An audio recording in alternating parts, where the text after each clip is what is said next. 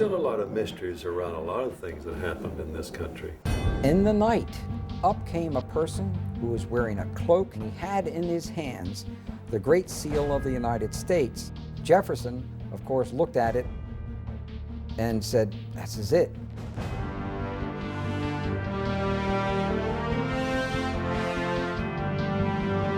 It's a very dangerous thing to reveal the truth, but we have to. Let's go back to really important individuals here. His name is Nicholas Roerich. The truncated pyramid with the all-seeing eye on the top. Nicholas Roerich is the person who is responsible for that ending up on the dollar bill. Franklin Delano Roosevelt was the President of the United States, and Henry Wallace was the Secretary of Agriculture. Now, Henry Wallace was deeply involved in the occult. Roerich to Wallace to FDR to the dollar bill. I was initiated into this very ancient order. Here we are at the Nicholas Roerich Museum. Do you really think it has anything to do with the Illuminati?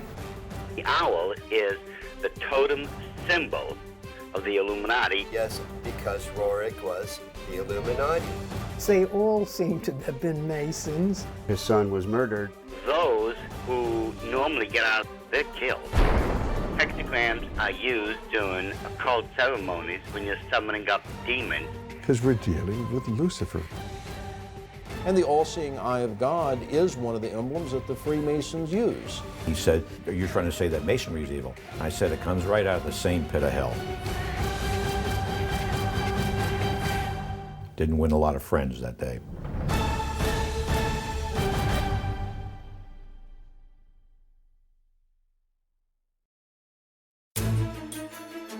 Our history of the dollar bill is a strange telling, one that involves an American president, a former vice president, a mysterious Russian mystic, and a determined Jewish researcher, on the trail of an ancient artifact that is said to have been in the possession of the most powerful rulers in history, and somehow directly influenced the design of the dollar bill. As incredible as it seems, it's believed this mysterious object could mark the beginning of Armageddon. There's going to be a bloodbath there. With them is an expert in the signs and symbols of the occult world. This is not the eagle. Who claims that the details of the dollar bill are no accident, but represent the diabolical working of secret societies. This is the eye of the phoenix, looking on in favor of the secrets of the dollar bill.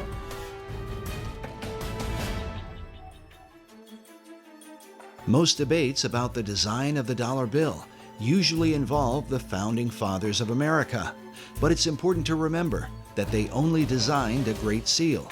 There are many details to the dollar bill that go far beyond the seal itself. The Great Seal was developed through 3 committees, involving a total of 14 men. But in the end, the work was submitted in June of 1782 by essentially one man, Charles Thomson. What is little known is that while Thomson presented a preliminary sketch, his final design was submitted to Congress only in the form of a written description. Looking at the rough drawings Thomson put together with artist William Barton, it becomes clear that many of the specific details of the seal, as we know it today, were added later on. For example, above the head of the American eagle are 13 stars that form a 6-pointed hexagram. While Thomson's description called for the 13 stars, their hexagram formation was not part of his original description and is not present in the earliest realizations of the design. The hexagram seems to have been added in the 20th century. The nature of the Great Seal is so mysterious that some believe that it came from a supernatural force. An account recorded by Dr. Robert Hieronymus in his book, Founding Fathers, Secret Societies, says that the Great Seal was given to Thomas Jefferson by a mysterious cloaked figure. I love that story. The Founding Fathers were trying to get the Great Seal of the United States designed. They needed to have a design for the Great Seal to represent our nation. And Jefferson went outside in the night, and up came a person, an individual who was wearing a cloak whom he couldn't totally see, and he had in his hands the Great Seal of the United States. And he basically said, or this being said, you know, you're struggling over the symbol for our nation? Here it is. The account reads that Jefferson told a strange story. A man approached him wearing a black cloak that practically covered him, face and all, and told him that he, the strange visitor, knew they were trying to devise a seal, and that he had a design which was appropriate and meaningful. Jefferson, of course, looked at it, according to this story, and said, this is it. This is it. He knew it was it, and it was right. So he supposedly came running back into whatever, whether it was a tent or whatever it was, and he showed it to other individuals, and he told them about, they met this person outside. Of course, they went outside to go to find the guy, and he's gone. You know, so supposedly we'll never find out who designed the Great Seal of the United States. While Dr. Hieronymus admits that he is skeptical about such stories, there are others who claim to believe them to this day. Perhaps it has something to do with John Adams, who was on the first seal committee with Thomas Jefferson. According to the written account, John Adams was there when this bizarre event took place. Oddly enough, the Adams Memorial in Washington, D.C. is adorned with this mysterious cloaked figure. Perhaps it's just a coincidence. The first historical account of the Great Seal's design was written by a 19th century American Army officer named Charles A.L. Tajne. In his book on the secret symbols of the dollar bill, Masonic author David Ovison writes that Tajne equated the birth of the United States with the beginnings of what he called the New Atlantis, a title given to a work by Sir Francis Bacon, one of the mysterious financial backers of the Virginia colony. Ovison goes on to write that the Great Seal and the dollar bill represent the most extraordinary example in history of the public evolution of a magical design. Even as Sir Francis Bacon and his contemporary, Dr. John Dee, were said to be in contact with the spirit realm, there are those who believe that it is this dimension that has been guiding the course of America and the so-called evolution of the dollar bill.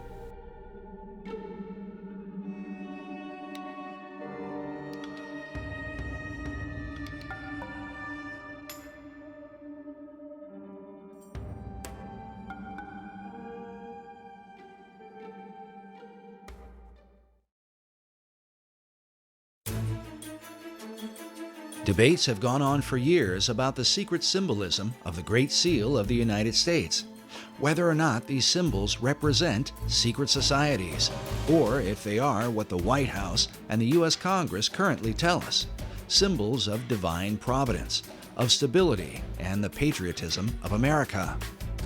What the Founding Fathers intended as they designed and ultimately approved of the Great Seal remains mostly a mystery.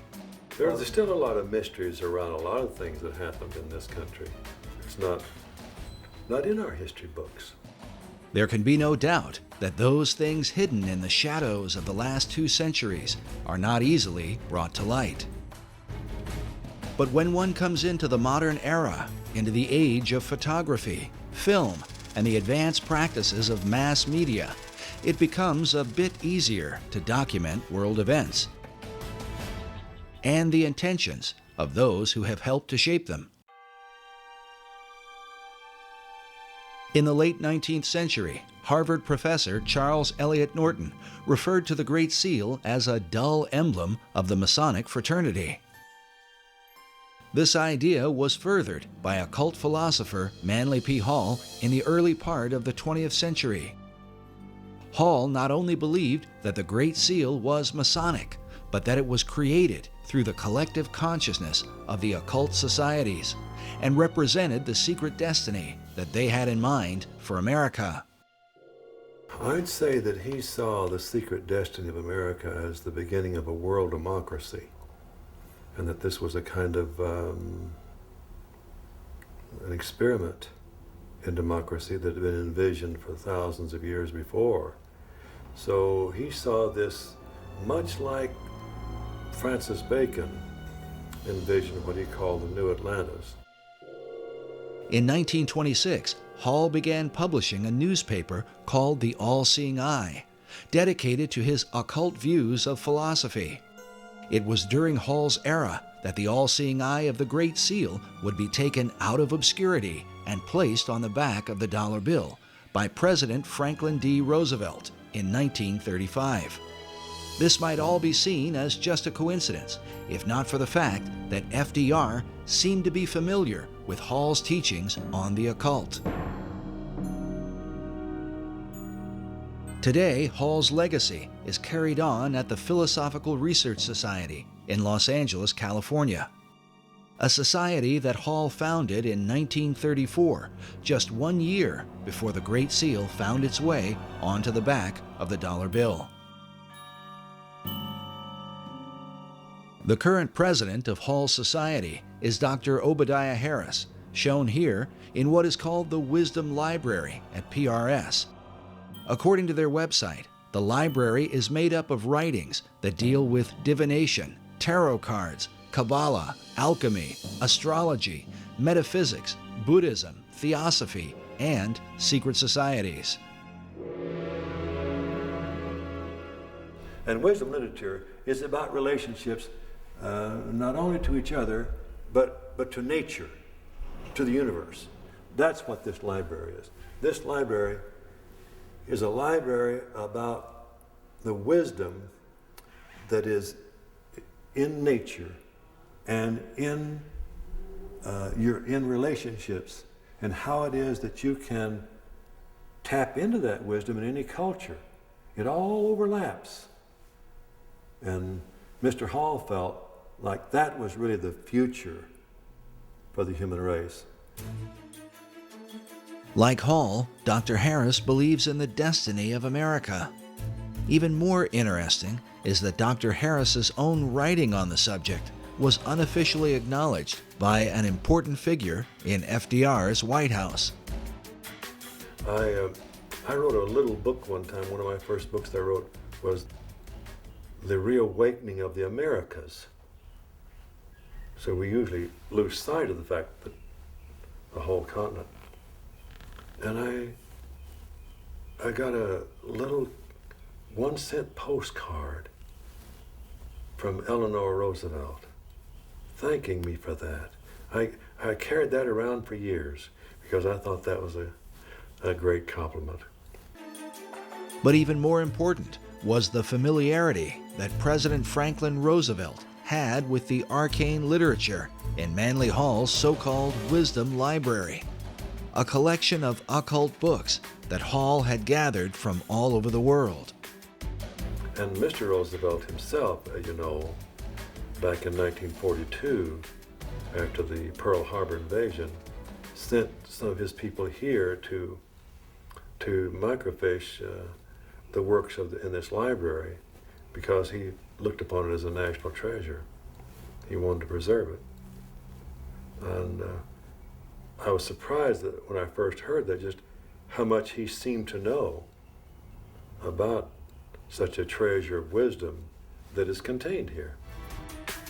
FDR's interest in the arcane and mystical was further reflected in the relationship he had with his Secretary of Agriculture, Henry Asgard Wallace.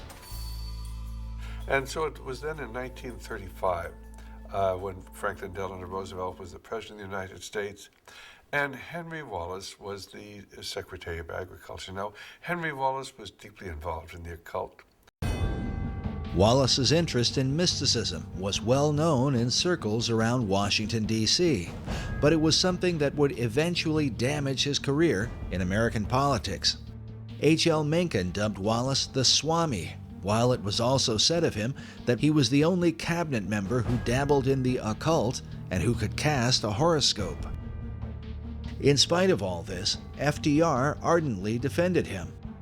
According to one account, when one of FDR's close advisors worried that many people considered Wallace a mystic, Roosevelt snapped, "He's not a mystic, he's a philosopher. He's got ideas, he thinks right, he'll help people think." But the question was, who was helping Wallace think? This question has been deemed critical because it was Henry Wallace who suggested to FDR that the Great Seal be placed on the back of the dollar bill. But why? Well, it has a lot to do. Let's go back to really important individuals here. His name is Nicholas Roerich.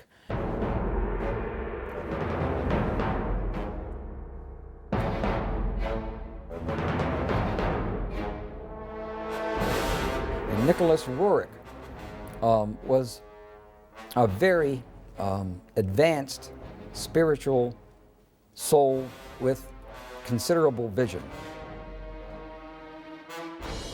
Nicholas Roerich was also a Rosicrucian. He was also a member of other secret societies. Roerich was a Russian painter and mystic who was deeply involved in theosophy and the teachings of Madame H.P. Blavatsky. He is famous for his travels into Tibet and the Far East in search of the legendary kingdom of Shambhala. But what was his relationship to FDR's Secretary of Agriculture? I believe that Nicholas Roerich was a spiritual teacher, not a supreme spiritual teacher, but was a teacher of Henry Asgard Wallace. Roerich was considered not only a teacher, but a spiritual mentor and guru to Henry Wallace. It's believed that Wallace recommended the Great Seal to FDR because of the mystical influence Roerich held over him. The dollar bill was approved with the all-seeing eye and the truncated pyramid with the all-seeing eye on the top of the because of Nicholas Roerich. In the book, Tournament of Shadows, the authors document much of the activities and influence of Roerich during this period. They write that Roerich's influence was suspected in the adornment of the $1 bill, with a verso of the Great Seal showing a pyramid crowned by an all-seeing eye. The story of Wallace's role with FDR is told by the State Department in an official history called The Eagle and the Shield, a history of the Great Seal of the United States. Henry Wallace, while sitting in the State Department, found a booklet on the Great Seal of the United States. Wallace recollects that day in letters he wrote in 1951 and in 1955. He says, "Turning to page 53, I noted the colored reproduction of the reverse side of the seal. The Latin phrase Novus Ordo Seclorum impressed me as meaning the New Deal of the ages." In terms of the dollar, if there's a code about the New World Order, I think that they jumped a few decades from the New Deal, because the Novus Ordo Seclorum can be translated to the New Deal in English as easily and readily as to the New Order or the New World Order. Initially, Wallace envisioned the Great Seal appearing on a coin. He took the idea to President Roosevelt. So when Henry Wallace saw this booklet and saw this pyramid in the eye and the triangle, he was a Freemason. He was a member of a secret society. Immediately he said, "Whoa, what a symbol to have and not use. Let's use this." So it was he that went to the president, FDR, and FDR, being a Freemason, looked at those symbols and said, "Hey, yes, wow, this is, that's the New Order of the Ages. What's the New Deal?" He actually thought to a degree that the Novus Ordo Seclorum was the New Deal. Wallace wrote that Roosevelt, as he looked at the colored reproduction of the seal, was first struck with the all-seeing eye, a Masonic representation of the great architect of the universe. Next, he was impressed with the idea that the foundation for the New Order of the Ages had been laid in 1776, but that it would be completed only under the eye of the great architect. Roosevelt, like myself, was a 32nd degree Mason. He suggested that the seal be put on the dollar bill rather than a coin, and took the matter up with the Secretary of the Treasury. The Secretary of the Treasury at the time was Henry Morgenthau. And he talked to Henry Morgenthau, who was the Secretary of the Treasury, and got him convinced that we should put this esoteric emblem from the back of the Great Seal of the United States onto the back of the dollar bill. This really symbolized the fact that now the esoteric influence dominated the American government. And Morgenthau, the Secretary of Treasury, wrote extensively about this point, and he said there's some strange cabal, some mystical order behind the scenes, calling shots on the artwork that appears now on our dollar bills. He had to approve it, and he later had found out that this was all Henry Wallace's. It was all based on Henry Wallace's relationship to Nicholas Roerich. Nicholas Roerich is the person who is responsible for that ending up on the dollar bill. Today, the story of Roerich's mystical influence is told by a variety of occult researchers. You know, the dollar bill thing was about the New World Order. Actually, that came from Franklin D. Roosevelt and others around him, even Nicholas Roerich. It's almost like baseball. Roerich to Wallace to FDR to the dollar bill. While many people have never heard of Roerich, he was a well-known figure during the FDR era, in the years preceding World War II.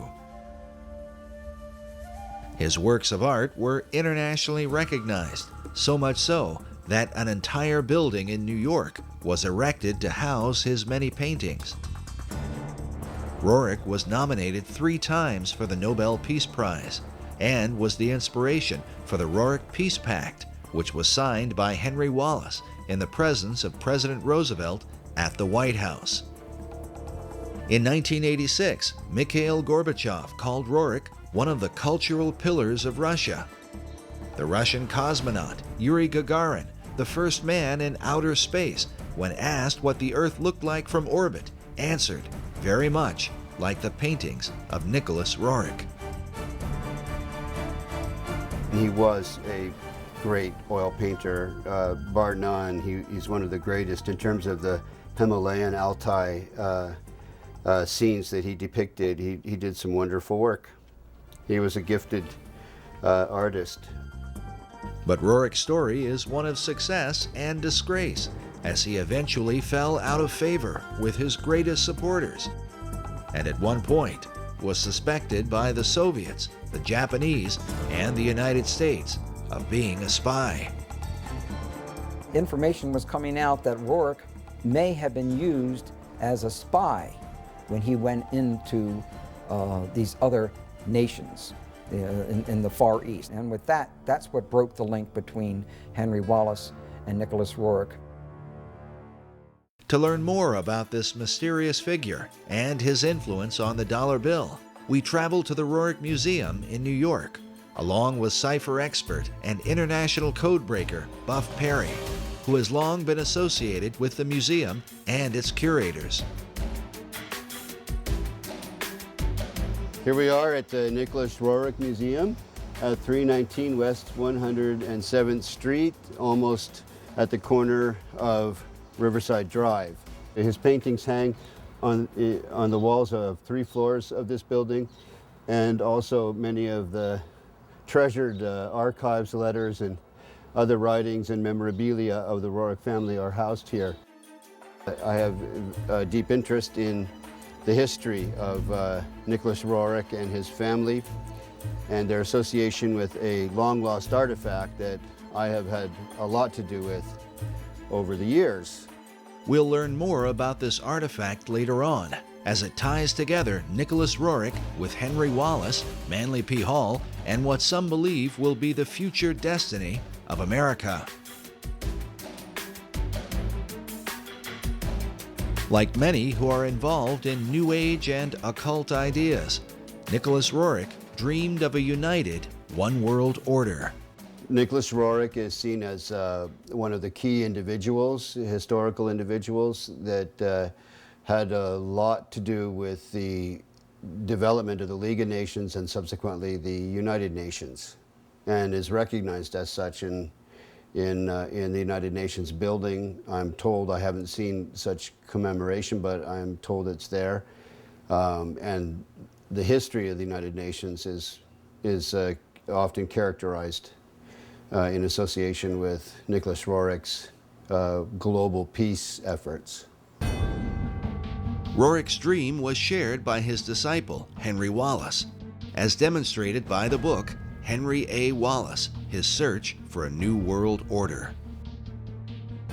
This concept is visualized by the cracked bronze globe that sits outside the United Nations building, where a new world is literally breaking forth from the old. But somehow, Roerich's ideas on the subject would get him into trouble with Wallace when he traveled abroad on behalf of the United States government. In the book, Tournament of Shadows, we read that Roerich had been chosen by Henry Wallace to scour Central Asia for drought-resistant grasses to combat the Dust Bowl. This was the genesis of the Roerich expedition, financed and staffed by the Department of Agriculture.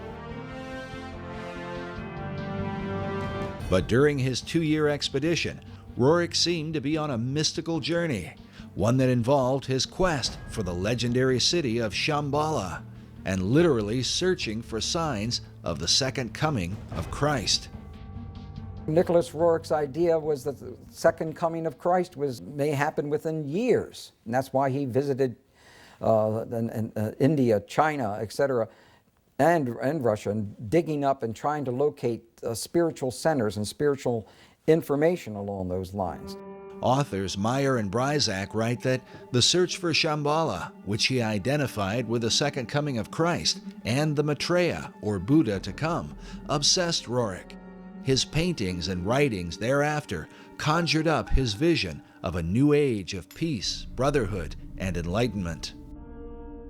But Roerich's concept of Christ, shown here in one of his paintings, was dramatically different from that of traditional Christianity. Both Roerich and Wallace were members of the Theosophical Society that was founded by Madame H.P. Blavatsky in the late 19th century.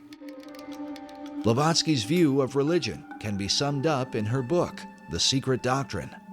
She makes use of the phrase Demon est Deus inversus, which means the devil is God inverted. Her view was based on the ancient Gnostic belief that in the Garden of Eden, the serpent who tempted the woman was really an angel of light, and that God, who had created Adam and Eve, was really the devil. The reason is because God had forbidden man from partaking of the tree of knowledge, or gnosis. This is the origin of the term Gnostic, or Gnosticism. Blavatsky further argued that Jesus was only one Messiah among many, like Buddha, Krishna, and Muhammad, and that the fifth Buddha, also called the Maitreya, is the last Messiah who will come. She says he will appear as Maitreya Buddha, the last of the avatars, or way-showers. This belief and expectation are universal throughout the East.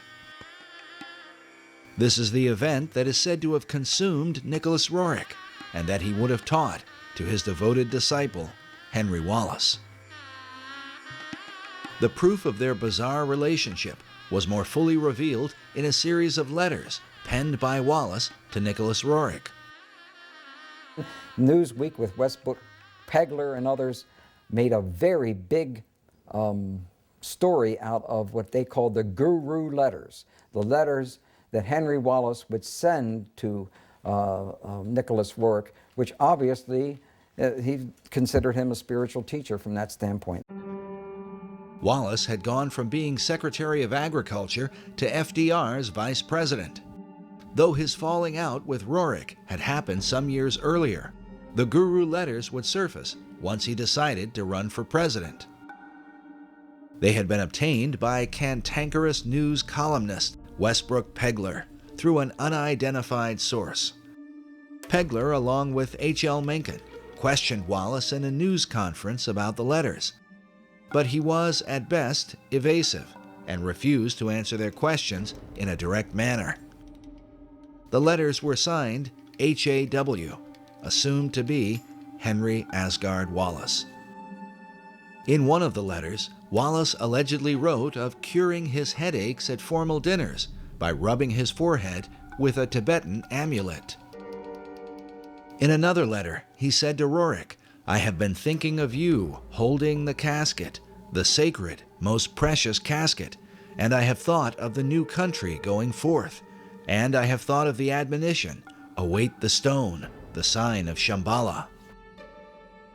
There's these letters, and they indicate very strongly, no matter how you want to interpret them, that he was his teacher. Wallace went on to say, "We await the stone, and we welcome you again to this glorious land of destiny." The stone he's referring to is the artifact that cipher expert Buff Perry has been following for many years now. We learned about this mysterious stone during our first interview with Perry at Manly Hall's Philosophical Research Society, where a statuette of Nicholas Roerich, holding a casket like the one described by Wallace, sits on one of the tables in the library. It was first mentioned to us by Dr. Obadiah Harris. Now, So- Dr. Harris, will you tell us about this statue here? Oh well, this would be a very favorite thing to Manly Hall. This is Nicholas Roerich, who lived in the early part of well, actually, he lived even in the 20th century up until 1947. There's a Roerich Museum in New York, and this, of course, is of Mr. Roerich himself. Then there's this little casket, and in this casket symbolizes what he was given, which is the foundation stone of America. And we don't know where that stone is today. I think that Buff Perry knows a little more about where it might be now. We then asked Buff Perry to explain the stone in relation to the statue of Nicholas Roerich. The statue is based on a painting his wife Helena painted of him. The casket he's holding with a cloth fabric, a kind of sacred, appearing to be Tibetan cloth fabric over it, is a casket that contains a stone that variously has been called the Chintamani in Sanskrit, meaning the stone of wisdom, the Bethel or Bethel stone, which was Jacob's pillow stone, that you read about in Torah in the Old Testament, which became known as a Bethel stone because it was used at the location of what became the town of Bethel, so Bethel. So this stone has an incredible history to it that has only recently really surfaced in terms of how it ended up in the hands of Nicholas Roerich, where it came from. There can be no question that this stone in the casket consumed Roerich through the latter part of his life. His paintings are filled with the repeated imagery of it. And here you have a man delivering that casket up again. It appears in, it seems like almost all of Roerich's paintings. These are supposed to be his family and ascendant masters carrying the Rothenberg casket in which that stone was kept. Roerich called the stone the treasure of the world. Even his wife, Helena, is pictured in this portrait, which hangs in the Roerich Museum, with the casket resting next to her, something she and her husband had received under mysterious circumstances in 1923. Everything changed once they received this. But why would this artifact be of interest to FDR's vice president, Henry Wallace? And how could it relate to the design of the Great Seal on the dollar bill? As Buff mentioned earlier, the stone is said to be the pillow stone of Jacob, upon which he had his dream of a ladder that stretched from earth to heaven, with the angels of God ascending and descending on it. The ladder itself is a recurring symbol in secret societies, especially Freemasonry.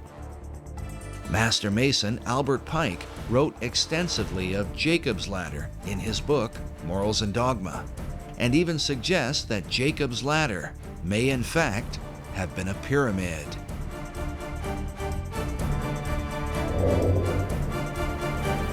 The book of Genesis tells us that when Jacob awoke from his dream, he took the stone and set it up for a pillar, and he said, "This stone, which I have set for a pillar, shall be God's house." As a result, some have come to believe that God, or the power of God, resides in the stone itself. From there, the legends vary, but one account says that the prophet Jeremiah took the stone and carried it into Scotland, where eventually the Scottish kings were crowned upon it. In late March 1306, Robert the Bruce was enthroned as King of Scots at Scone in Perthshire.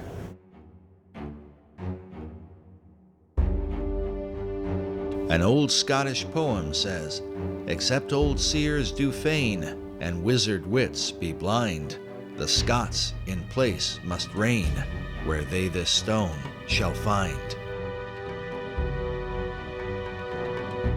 Eventually, the stone was kept at Scone Palace and was hence called the Stone of Scone.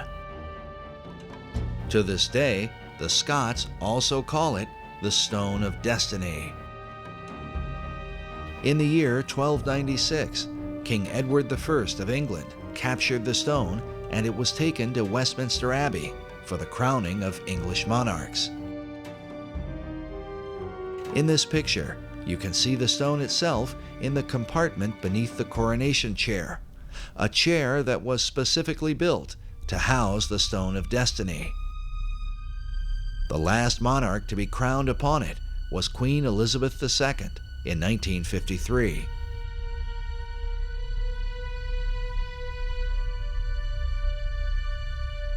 But in 1997, the English supposedly returned the ancient stone to the Scots, with the understanding that the future monarchs of England would continue to be crowned upon it. Today, the stone is said to be housed inside Edinburgh Castle in Scotland.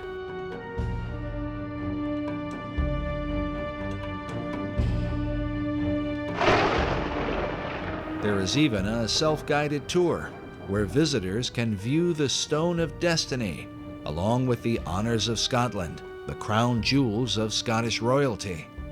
According to the tour guide we spoke with while there, this is the legendary stone.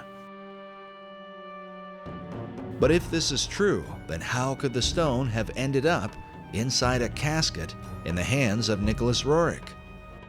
The answer, given by Buff Perry and others, is that the stone currently at Edinburgh is a fake. The Stone of Scone, because the one that's actually in Edinburgh Castle is a fake, and most Scots know it. Because once the English came and stole it once, they were never going to be stolen again. So the one that's actually in the castle is not real. Others, like Alex Salmond, the First Minister of Scotland, claim that the stone taken by the English king in 1296 was a fake, and that the real stone was somehow hidden away secretly by the Scots.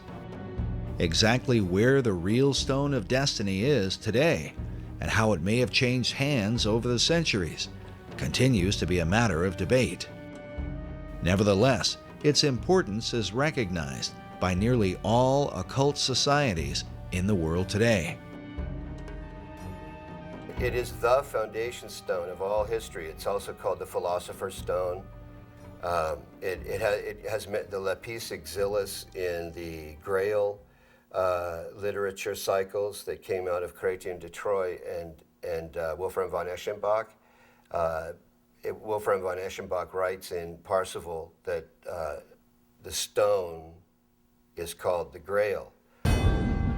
While the Holy Grail is traditionally thought of as the cup of Christ, those involved in secret societies believe that the original and oldest form of the Grail is the Stone of Destiny, written of by Wolfram von Eschenbach in his Grail legend, Parsifal. And he calls it lapis exilis, which is a way of saying the exiled or wandering stone. He does that because of the history known in Freemasonry and in the secret societies of this stone's movement around here and there, and where it would be would indicate the importance of that place. The stone, mentioned in Eschenbach's Grail legend, is a green stone that some believe is similar to a type of meteorite known as moldavite.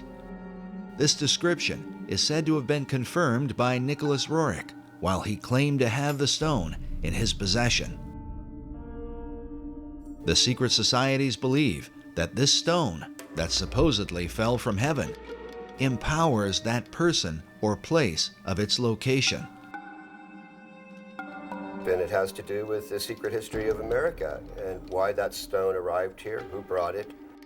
As we showed earlier, Dr. Obadiah Harris referred to it as the foundation stone of America. What is the significance of the foundation stone of America?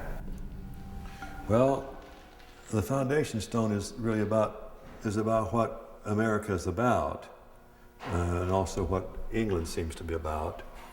And so it's really, it implies the great mysteries that was contained in the great mystery schools and of those who had this vision. Was it this mystery school vision that guided FDR and his fellow Mason, Henry Wallace, as they set the all-seeing eye of the great architect on the back of the dollar bill? When one considers the repeated use of the word destiny by Manly Hall, who wrote of the secret destiny of America, along with FDR, who had knowledge of Hall's library and who said that Americans had a rendezvous with destiny. And then Henry Wallace, who referred to America itself as the land of destiny. It only makes sense that such men would have taken an interest in the stone of destiny. That Henry Wallace had an interest in seeking the Holy Grail is proven by the letters he wrote to Nicholas Roerich. As a Freemason, he would have seen an occult connection with America, since the Stone of Destiny is said to have come from heaven to earth, from the dog star Sirius. Known as the brightest star in the heavens, Sirius is an important key to understanding the stone and what the secret societies intend for the destiny of America. When the United States was founded, the architecture of Washington, D.C. was designed in alignment with the rising of Sirius in the east. July 4th, Independence Day, is the day when the sun is in conjunction with this star, said to be 23 times more powerful than the sun itself. Also consider that Sirius is the blazing star or pentagram used in Masonic lodges. But as this mystical symbol relates to the dollar bill, we read that the famous emblem of the all-seeing eye, seen hovering above the unfinished pyramid, is a depiction of the Eye of Sirius and is a common motif found throughout Masonic lore. The importance of Sirius to the secret societies cannot be overstated. Some believe that the secrets of this star are a matter of life and death. In our last documentary, Riddles in Stone, Dr. Robert Hieronymus explained the importance of the dog star Sirius. This happened during a casual discussion, and some of what he said took us by surprise. Listen now to his uncut explanation to understand how critical the secrecy of this symbol is to Freemasonry and all the secret societies. And as you listen, remember, it is Sirius that rises in the east behind the sun, which stands as a picture of the twofold nature of every symbol in the occult. Interesting thing about all Freemasonry is that symbolism is ultimately very important. They don't put a lodge in the east because it's a nice place and it looks good. They put it in the east. The masters have put it in the east, so because it's the rising sun. It's the rising sun. You're catching the energies of the light, right. and to them, they didn't believe that the sun was God. All right, like we're told, the ancient Egyptians, we're told all the time that they thought the sun was God. Well, to simplify it, do I have time to tell them this part? Yeah. Oh, yeah. Okay. All right. As with all secret societies, you have levels, and if you're on the lower levels, you don't even know they're upper levels. They don't even tell you. Right. You bump into it by accident, or someone comes along. Now, in Scottish Rite, that's something different, because they know that there's a. But before then, and basically secret societies, let's go to ancient Egypt. To the ancient Egyptians, the priest would tell the serfs, the guys that tilled the land, they would say, the sun is God. Okay? And so they accepted that very low-level interpretation, all physical. That's not what the priests believed. What the priests believed, there was a second level. The priests believed that, no, the physical sun is not the supreme being. It's the spirit which flows through the physical sun that is the supreme deity. However, there was another level.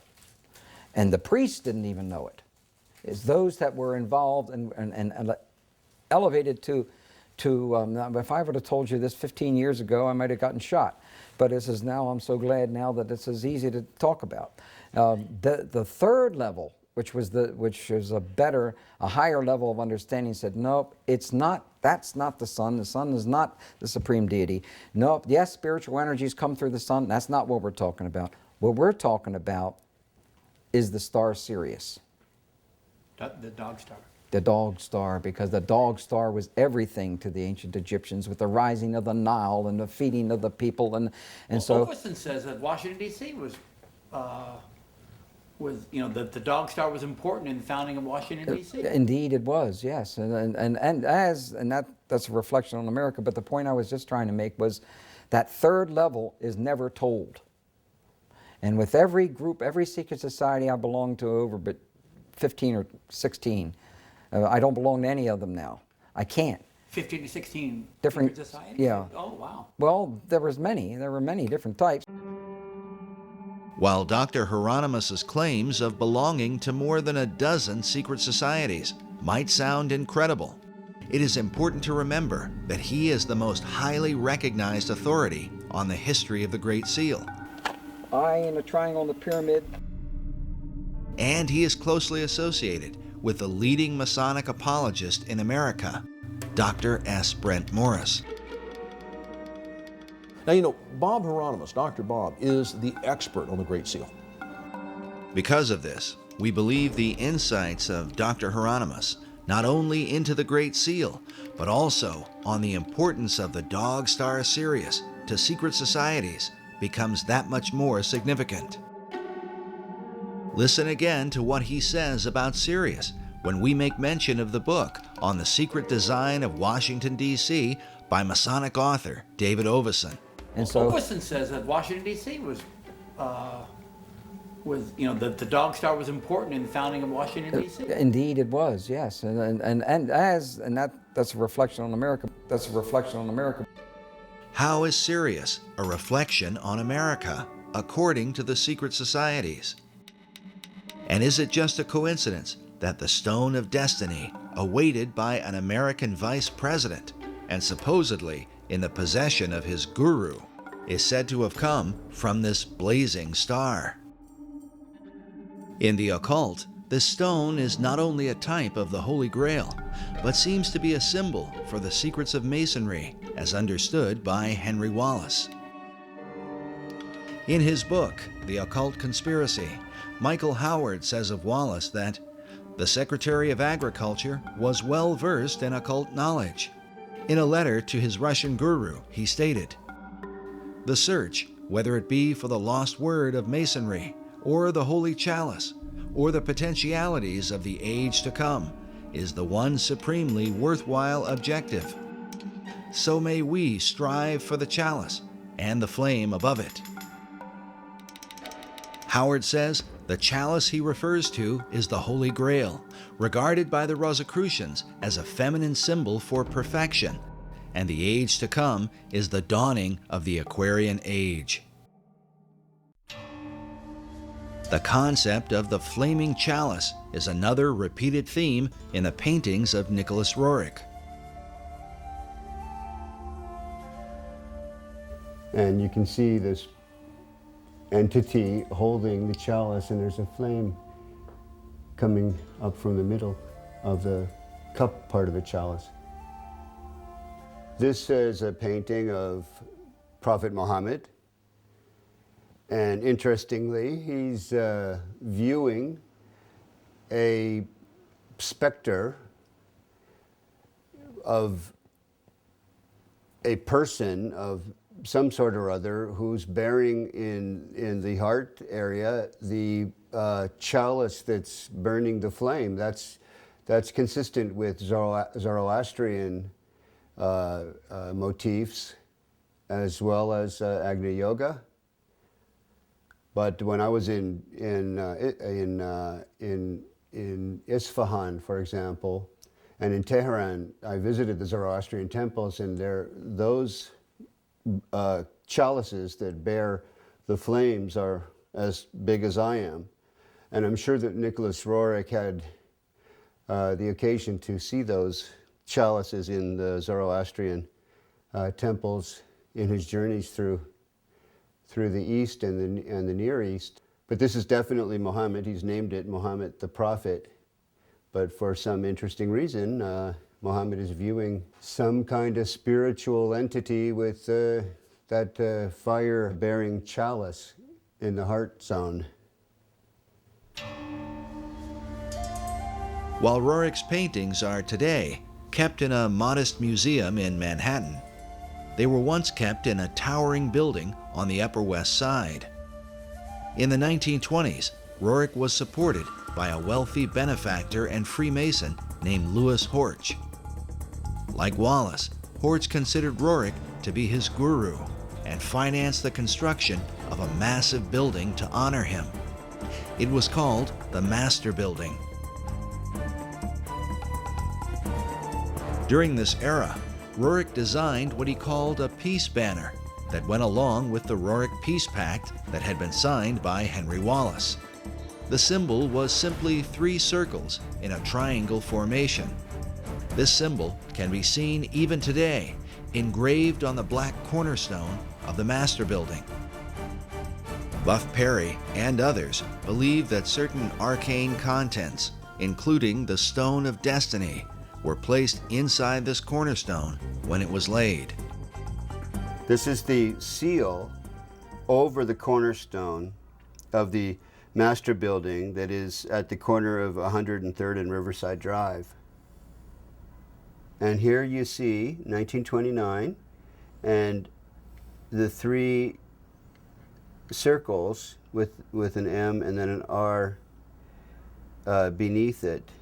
And I believe that means Master Roerich, meaning master building in effect. He was like an edifice to people at that time. So the idea of the master building was the idea that Roerich himself was the master, is that Absolutely, correct? absolutely. The whole building was built for him, for his use, in his honor and in his name. And it was to be used as a place where there would be art galleries, art studios. Great writers of the past lived there. Joseph Campbell was there? Joseph Campbell lived there for a period of time. Joseph Campbell was a highly regarded esoteric who wrote about the power of myth. His works are still celebrated by the Theosophical Society to this day. Another 20th century luminary who frequented the Master Building was Manly P. Hall. Hall was clearly interested in Roerich, and in his books wrote about the symbolism of the stone that is called the Grail. And we don't know where that stone is today. I think that Buff Perry knows a little more about where it might be now, but some believe it's in the foundation stone of the Roerich Building, the Roerich Museum there in New York. Mr. Hall used to go to the Roerich Museum in his early days, just after he had written the big book called The Secret Teachings of All Ages, because there in the penthouse of the Roerich Building met the very elite, the esoteric elite you might say, who were really into not only the mysteries of the great world religions, but also the mysteries that many people don't know that was part of the motivation in the founding of our own country. While the Master Building today is used mainly for apartment living, the penthouse located in the upper levels is still there. Is it possible that Henry Wallace could have been one of those esoteric elite who met there with men like Manly Hall? There is at least one record of his meeting with Nicholas Roerich at the Master Building. American Heritage reports that Wallace visited the museum and was thrilled beyond measure to receive a brief audience with Roerich. He found the artist's appearance, demeanor, and plans to promote culture and peace extremely impressive. He admired Roerich's paintings because he said they gave him a smooth feeling inside. The article goes on to say that Wallace avidly read the painter's writings and frequently communicated with the officials of the Roerich Museum. Whether FDR himself ever attended the penthouse meetings is unknown, but it is reported that the president's mother was an admirer of Roerich, and Roosevelt himself had once met and been favorably impressed by the artist. It is also worth noting that in 1932, First Lady-elect Eleanor Roosevelt gave a lecture at the Roerich Museum Lecture Hall. American Heritage writes, the State Department grew very nervous about Roerich, but he had influence in the Oval Office. With such connections, is it possible that inside the mysterious penthouse at the upper level of the Master Building, the so-called esoteric elite decided on the design for America's dollar bill? Remember that the Master Building was finished in 1929. The Great Seal was not placed on America's currency until 6 years later, in 1935. All of the players in this drama were involved in Masonry, including the Secretary of Treasury, Henry Morgenthau. When Morgenthau, the Secretary of the Treasury, regretted having placed the all-seeing eye on the verso of the American dollar bill, he made reference to a small Kabbalistic group that used that symbol in their ceremonies, and because of that regretted that that symbol ever would have made it onto the dollar bill, which to me is rather peculiar because Masons for centuries had already used that all-seeing eye in their lodges, in their literature, and in all means and manner of expression. Perry's suggestion is that while Morgenthau, as a Mason, might not object to a Masonic symbol, he was concerned about the influence of what appeared to be a personality cult surrounding Nicholas Roerich. He was a little embarrassed that perhaps all of the information got out that Nicholas Roerich, the guru, would have been instrumental in seeing to it that that symbol ended up on the dollar bill. We took a trip to the Master Building and met with the building's historiographer, Mildred Spicer. She lives inside one of the apartments with a view through the right-angled windows that are famous for being the first of their kind. Whether or not they were intended to represent the Pythagorean right triangle, a favorite symbol among Masons, is for the viewer to decide. Rorick's idea was to have that Mason symbol put on the dollar bill, so every resident in the U.S. is connected to Rorick through the dollar bill. While we were there, Mildred confirmed that Rorick's chief financial supporter, Louis Horch, was in fact a 33rd degree Freemason. And that was given, sent to me by Oriole. Her father was Louis Horch, and she and her mother, Nettie Horch, were very involved with the museum. And during this time, they were caught up in the mysticism of Rorick. And those who were part of Rorick's inner circle were invited to the highest level. With Mildred's help, we were able to make our way up the elevators and then the many stairs to the much talked about penthouse, which some have called a kind of temple or meditation room.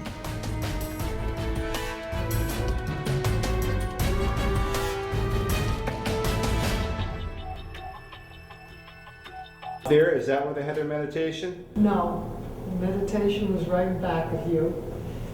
We were that apartment, and it was... Behind this green door may well have been the place where Nicholas Roerich met with men like Manly Hall, Henry Wallace, and countless others to discuss America's secret destiny and quite probably the occult design of the Great Seal. The penthouse is currently used as an apartment, and we were unable to see inside of it. But we followed Buff Perry onto the roof to get a look at the architecture from the exterior.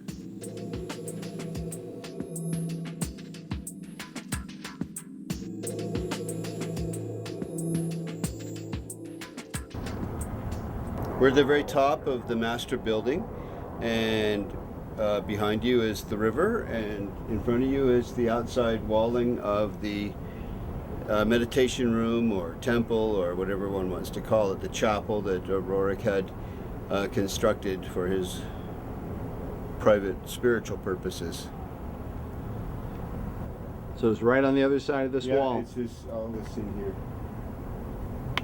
And that's the very top.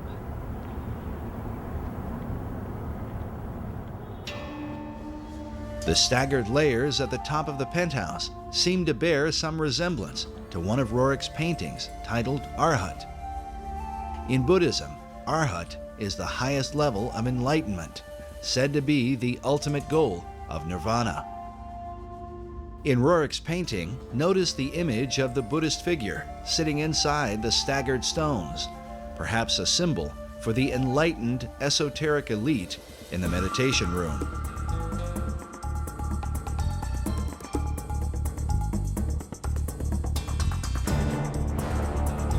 The master building rooftop is undoubtedly interesting, especially since it overlooks the Cathedral Church of St. John the Divine, the largest cathedral in the world,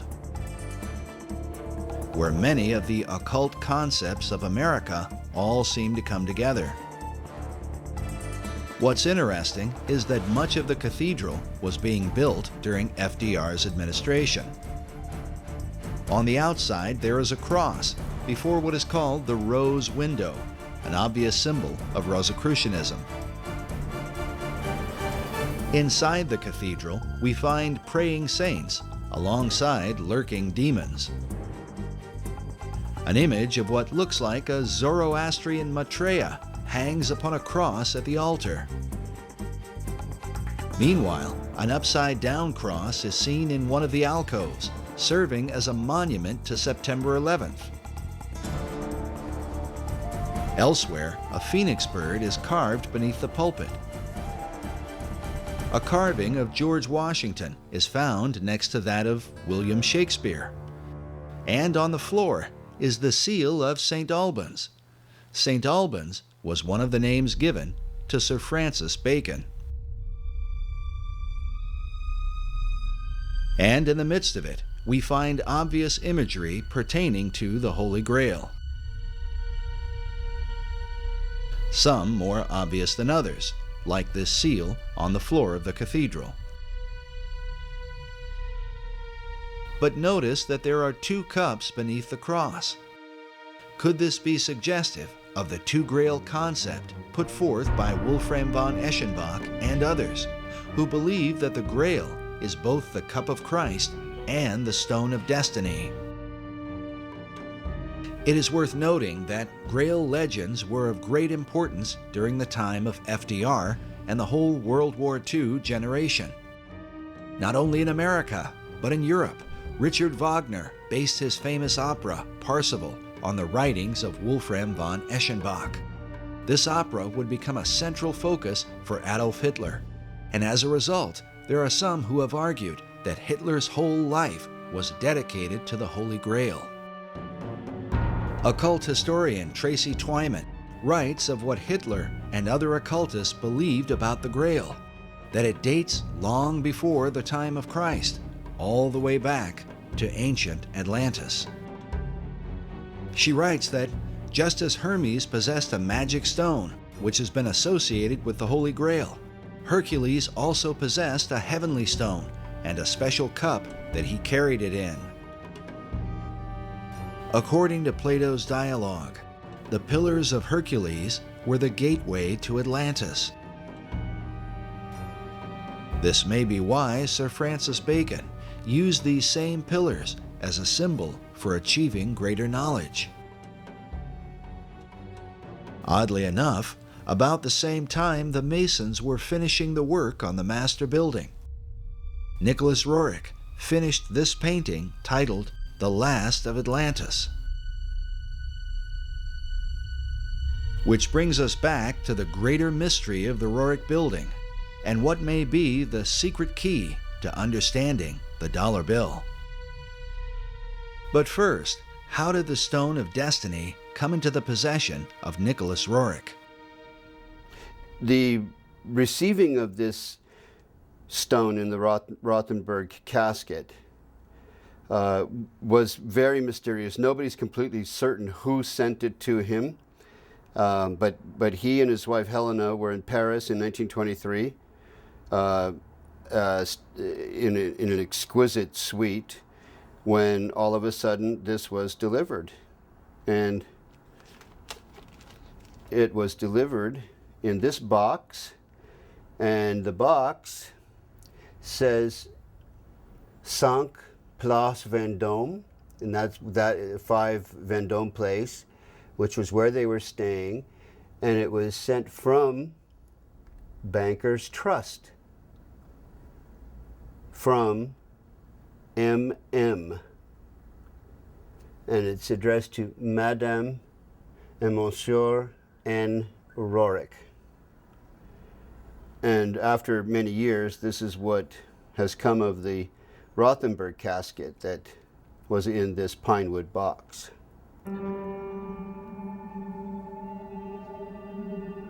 But why would this artifact have been delivered to Nicholas Roerich? And could it have really ended up inside the cornerstone of the master building, as Buff Perry and others believe? When it was mysteriously delivered to Nicholas Roerich in 1923, he carries it around. He ends up going to India with it.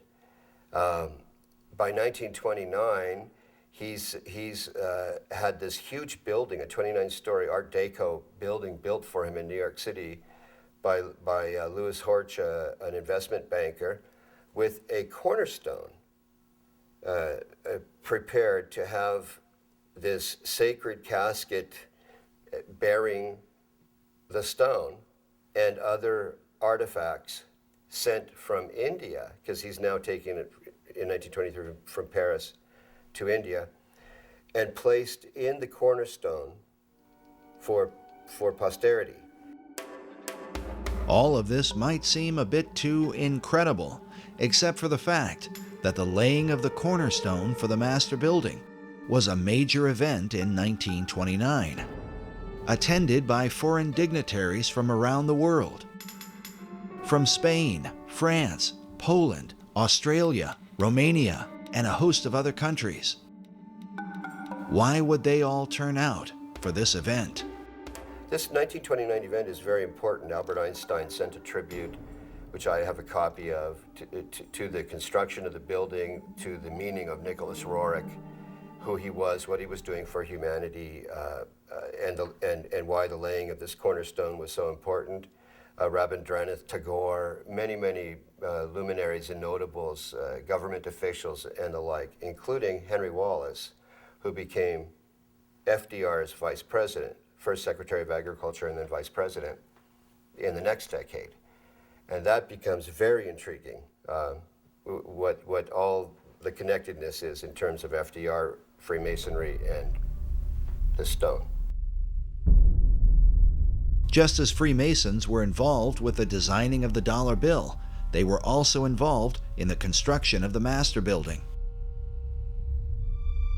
As noted earlier, the Master Building was financed by Louis Horch, who was appointed to a number of government offices during FDR's administration. In fact, he was placed in charge of the Department of Commerce by his fellow Freemason and Roerich disciple, Henry Wallace. As we have seen, Wallace, in his letters, shared a fascination with the Stone of Destiny. And so the stone today is in this building?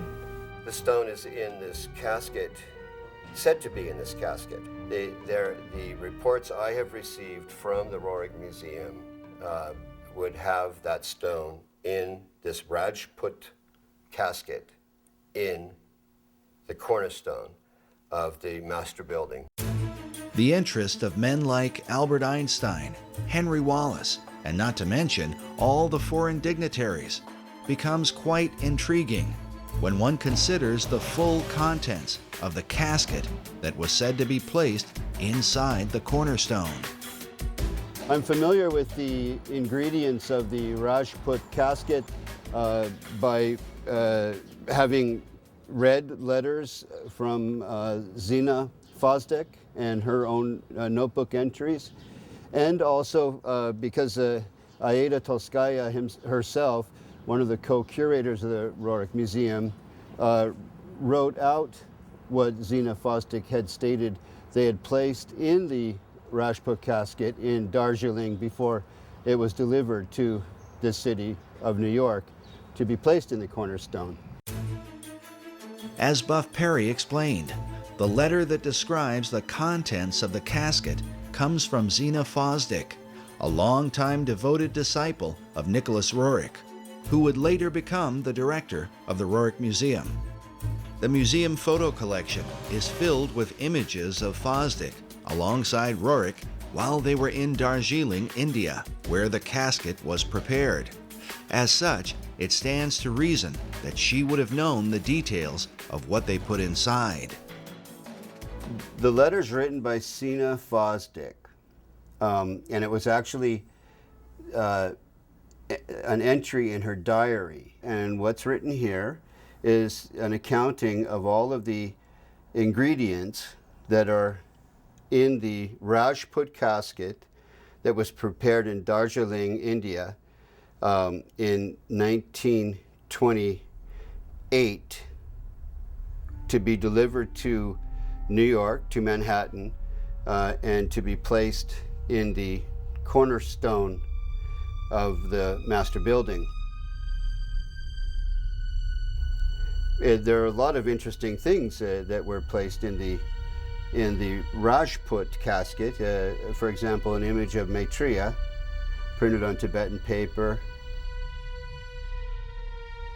As we showed earlier, in the occult belief, the Maitreya is said to be the last Messiah that will come. The Maitreya is seen as the final deliverer and incarnation in the Buddhist tradition. Again, he's also Kalki in the Hindu tradition, the 10th incarnation of Vishnu. Vishnu is the great god of Hinduism.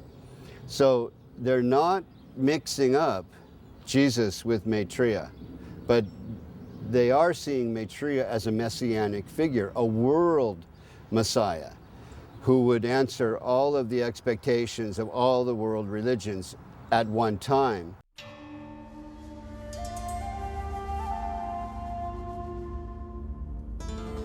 The reason Roerich would not mix up Jesus with Maitreya is because of the New Age belief that Maitreya is the true Christ, while Jesus was only his disciple. This is also the teaching of Scottish mystic Benjamin Creme. Maitreya embodies what we call the Christ principle, the Christ consciousness. And 2,000 years ago, he overshadowed his disciple, Jesus. Jesus was not the Christ, except for 3 years.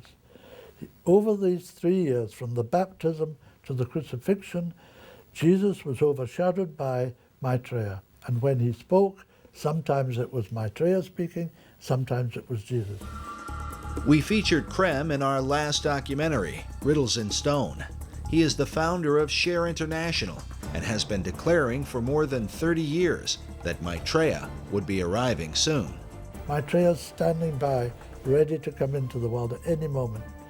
When we spoke with Creme in 2006, he had just come from speaking to the United Nations.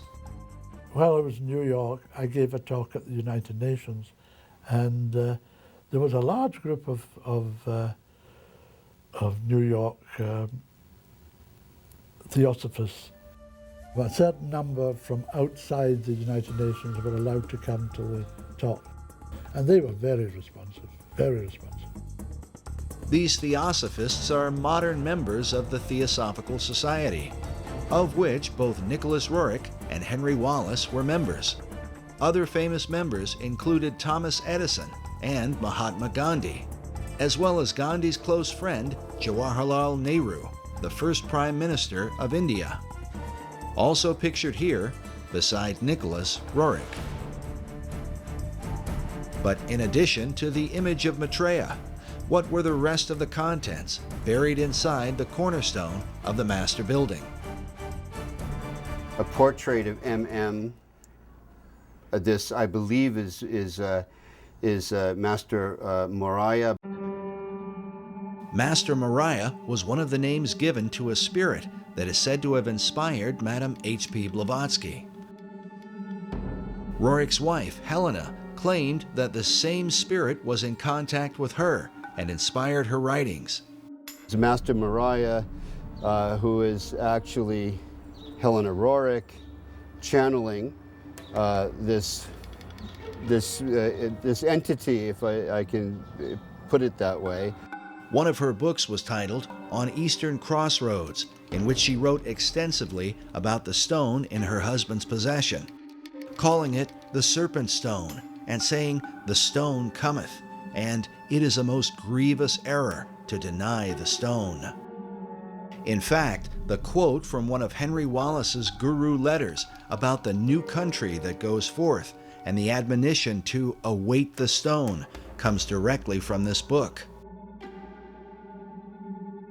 Nicholas Roerich tended more to write about, sort of physical reality and the adventures in the Himalayan mountains in the Altai region toward the Himalayan mountains, where his wife, Helena, wrote about the channeling and the esoterica, the theosophical kind of side of things. While Roerich's writings may have dealt with reality, his paintings were anything but. Dedicated to universal archetypes, and with them, the promise of a sacred treasure. That brings us to the third, and perhaps most important item, placed inside the cornerstone of the master building. They're all people who had varying kinds of relations with Nicholas Roerich. They were channelers, they were followers. But to me, personally, greatest interest is this side statement that Aida Toskaya, who is also one of the curators of the Roerich Museum, wrote. Sina omits a piece of the stone that was placed in the casket. This goes back to that famous stone that the Roriks became a cause célèbre because of, and many other people wrote about later.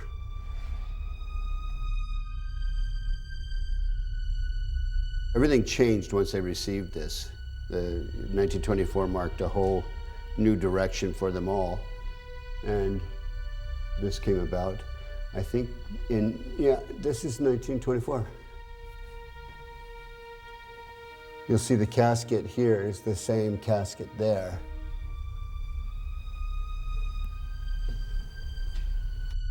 And this is a burning casket of some kind. Yeah, Chintamani. Chintamani is a Sanskrit term that means a stone of wisdom, that he calls the treasure of the world. And that's how he depicted the treasure of the world, the ultimate treasure of the world. It seems only appropriate that this treasure hunt would take us back to Manly Hall's society in Los Angeles, and in particular to one of the graduates there from the University of Philosophical Research, a Freemason named Gavin Wentz. On his website, he quotes a curious passage from Eschenbach's Grail legend with a clear reference to the Knights Templar. The passage reads, "Wherever these Templars receive victory or defeat, I will tell you by what they live. They live with a stone. If you do not know it by name, I will name it for you. It is called Lapsit Exilis. The stone is also called the Grail." Eschenbach's reference to the Knights Templar is curious. During the same period that he wrote his Grail legend, the Templar Church of Garway, England was built. Inside, we find mysterious symbols carved above what appears to be the outline of a man. These carvings are said to be a depiction of the Holy Grail, the chalice shown here. In the midst of it is a traditional Catholic host with a cross in the center. But inside the chalice, just beneath the host, is what appears to be a truncated pyramid. Which brings us back to Gavin Wentz, who produced an award-winning documentary which he titled Lapis Exilis, based on a variant spelling of the Grail name given by von Eschenbach. This slight alteration to the original name had been recorded in the diary of Nicholas Roerich. And it seems to be a contraction of several words in the Eschenbach example, but clearly in Roerich's example, Lapis Exilis means the exiled stone or the wandering stone or the stone that comes in from somewhere else. The word lapis is simply Latin for the stone. But how was this stone envisioned by Roerich and his disciple Henry Wallace? Roerich described the stone as a type of moldavite, the meteoric stone of green or emerald color. This would seem to fit with the description given by von Eschenbach in the 12th century. On his website, dedicated to the stone's history, Freemason Gavin Wentz came to this conclusion about just what Nicholas Roerich envisioned as Lapis Exilis, the stone they call the Grail.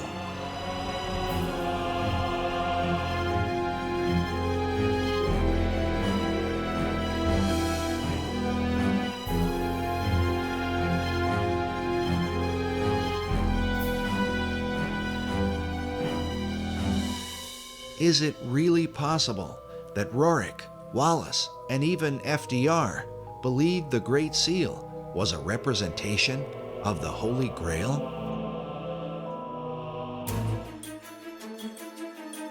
And if so, then, as the treasure of the world, would this explain why the US dollar has been used from the time of FDR onward to send financial aid to nearly all the countries of the earth, for the establishment of a global society? During his 2008 presidential campaign, Barack Obama was criticized for wanting to spread the wealth. But in reality, the redistribution of wealth, a socialist tenet, is a practice that the United States has engaged in at a global level for more than half a century, beginning in the aftermath of World War II. We want peace and prosperity for the world as a whole. The United States now is conducting a new kind of foreign aid program. Aid not for destroyed industrial nations, but for developing countries with limited knowledge of modern technology. Many are just emerging from colonial status. American aid seeks to lay the foundations for industrial and agricultural growth.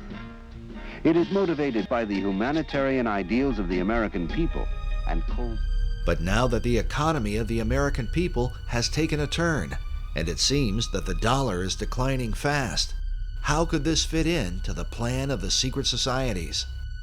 Consider that when the shock waves of the American stock market shook the world, France and China called for a global currency and a new world order. Which brings us to the other half of the dollar bill's design, the American eagle, that some believe represents the mythical phoenix, a bird that is said to destroy itself by fire. But according to Wolfram von Eschenbach, the power of the phoenix lies in the stone of destiny. In Parsifal, he writes, "By virtue of this stone, the phoenix is burned to ashes, in which she is reborn. Thus does the phoenix molt her feathers, after which she shines dazzling and bright, and as lovely as before." If these ideas are truly embraced by secret societies, could this suggest the intentional destruction of the American dollar, which will then force our financial networks into a global economy, resulting in a new Atlantean empire that extends to all the earth?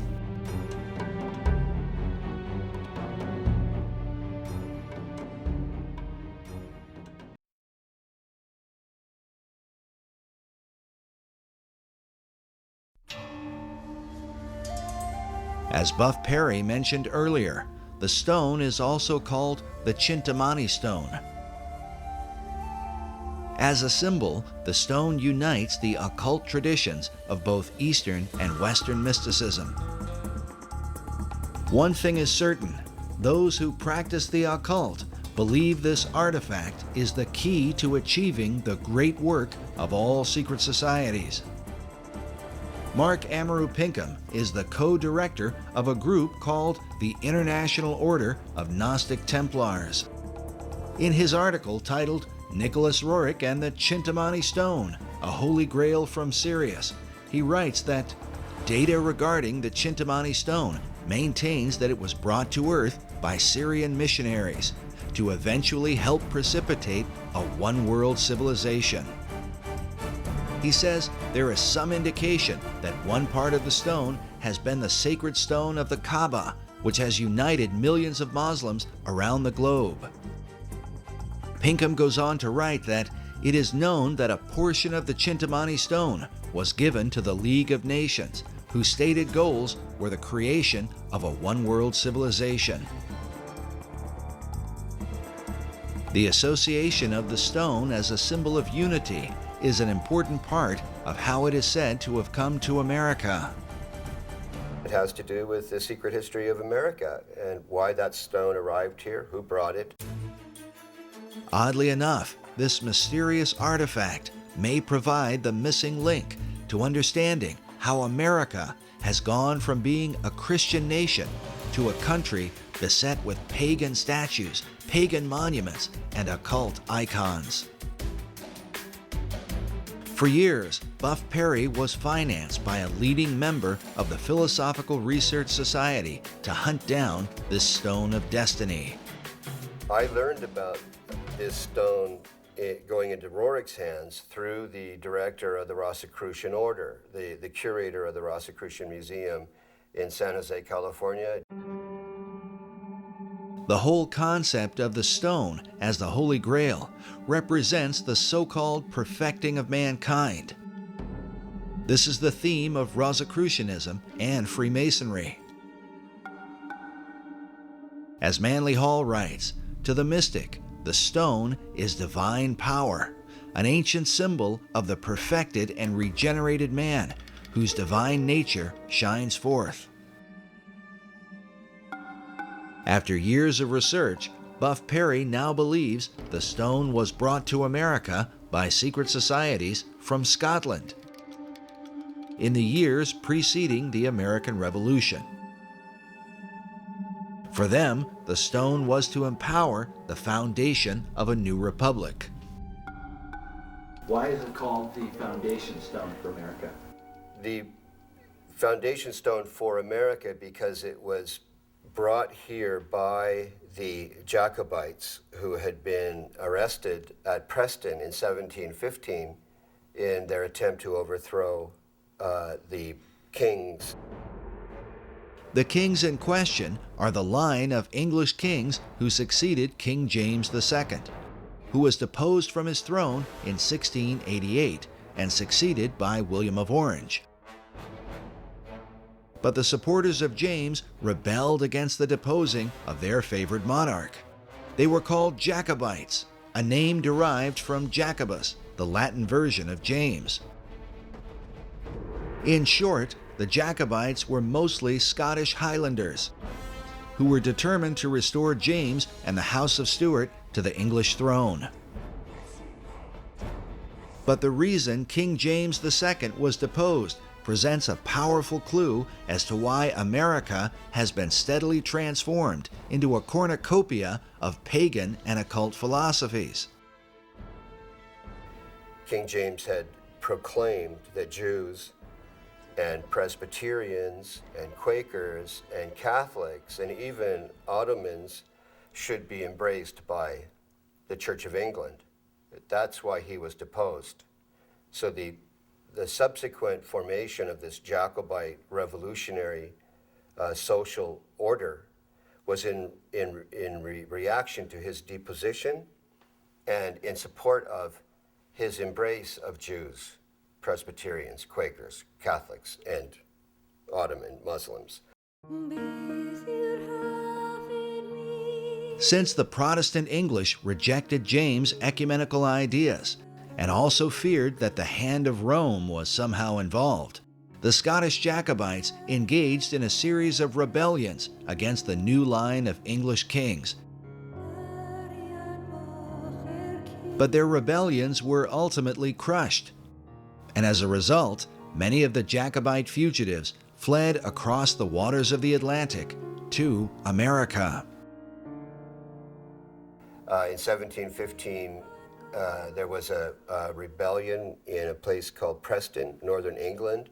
Many of the Jacobites were arrested and deported or exiled to America.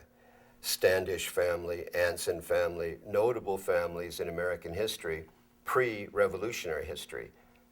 Families that then went on to become part of the War of Independence, the American Revolution. Notable Masons and Freemasons. These notable Freemasons were the survivors of the Jacobite resistance in Scotland, a land with a long history of secret societies, whose influence is both mysterious and extensive. Consider that centuries earlier, the Knights Templar fled persecution and are said to have hidden themselves within the Masonic lodges of Scotland. In the 19th century, Albert Pike would develop the ancient and accepted Scottish Rite of Freemasonry, which would become the most powerful arm of Masonry in America. Meanwhile, President Woodrow Wilson once said that every line of strength in American history is a line colored with Scottish blood. Perhaps the best example of the Jacobite influence in early America is found in Hugh Mercer, often called an unsung hero of the American Revolution.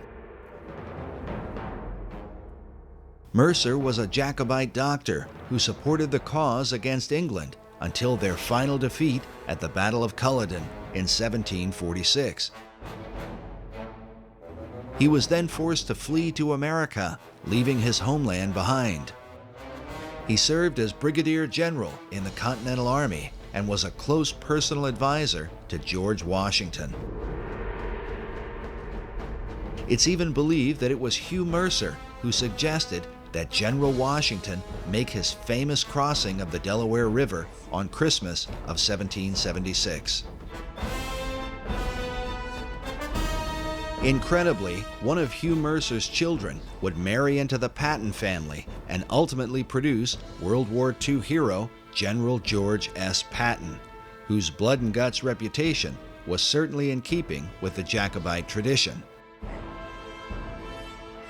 But in the years prior to the American Revolution, Hugh Mercer became a member of the Masonic Lodge in Fredericksburg, Virginia, the early members of which are said to be a who's who of Revolutionary War heroes. Mercer's fellow members included George Washington and James Monroe. At least 8 Masons from this lodge served as generals during the American Revolution, while 2 of them would go on to become American presidents. The Fredericksburg Lodge still exists today, and on its website states that it was chartered by the Grand Lodge of Scotland, July 21st, 1758. A history of the lodge says the following. The lodge was formed by men who had been made Masons earlier and elsewhere, Scotland most likely. There was in Fredericksburg in the 1750s a notable Scottish mercantile presence. Many of those early lodge members bore Scottish surnames, and it was to Scotland, not England, that the lodge later turned for a proper charter. Is it possible that the influence of the Scottish Jacobite rebels worked as an undercurrent that helped to inspire the American Revolution? These families, they come under the general umbrella term Jacobite, were the real core population that led to ultimately to the War of Independence. Consider that the 3 Jacobite uprisings are referred to as rebellions. During the Revolutionary era, the motto, "Rebellion to tyrants is obedience to God," was adopted, a motto that Benjamin Franklin wanted to include on the design of the Great Seal. But rebellion against authority was not exactly the tradition of the Puritan Pilgrims who began the country. Their focus was on the biblical teaching of Jesus and the apostles. When Harvard University was founded in 1636, its motto was "Truth for Christ and the Church." Harvard's statement of purpose went on to say that the main end of life and studies is to know God and Jesus Christ, which is eternal life. But by the Revolutionary era, references to God were more ambiguous, often referring to the guidance of divine providence. It has been noted that the revolutionary founders were not known for quoting the sayings of Jesus Christ. They certainly mentioned his name or made reference to Christianity. They said things like, "No king but King Jesus." But his teachings were absent from their writings. Sayings like, "Turn the other cheek," "Love your enemies," and "Bless them that curse you," had no place in a movement that was founded on rebellion. As a result, it becomes little surprise that once the new republic was founded, biblical imagery of Christ and the Gospels would be missing from the capital city. Instead, a celebration of pagan gods and goddesses would prevail, which seems to represent the ecumenical views of King James II and his Masonic Jacobite rebels. The chief Jacobite symbol was the white rose, traditionally worn on their Scottish bonnets. This dagger features a Jacobite rose with a pentagram in the center.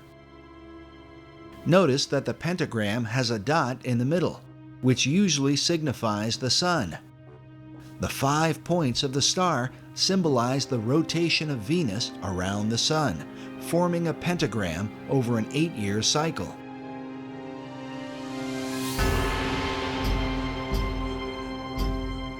This symbol was well known to the secret societies of Europe and is found carved throughout Washington, D.C. In light of these things, the question Americans today should ask is, if the idea of rebellion was in obedience to God, what God did they mean?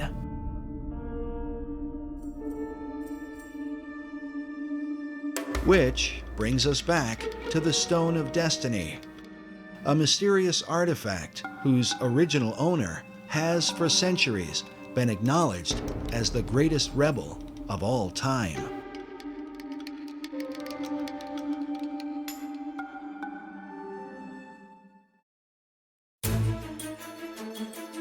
The belief is that the real stone was not captured by the English in 1296, but was somehow hidden away by the Scots. Buff Perry believes that centuries later, the Jacobites brought the stone with them to America. To bring it over here was to, first of all, find refuge or sanctuary for it, but also to indicate this is where the Jacobite Revolution might really be successful.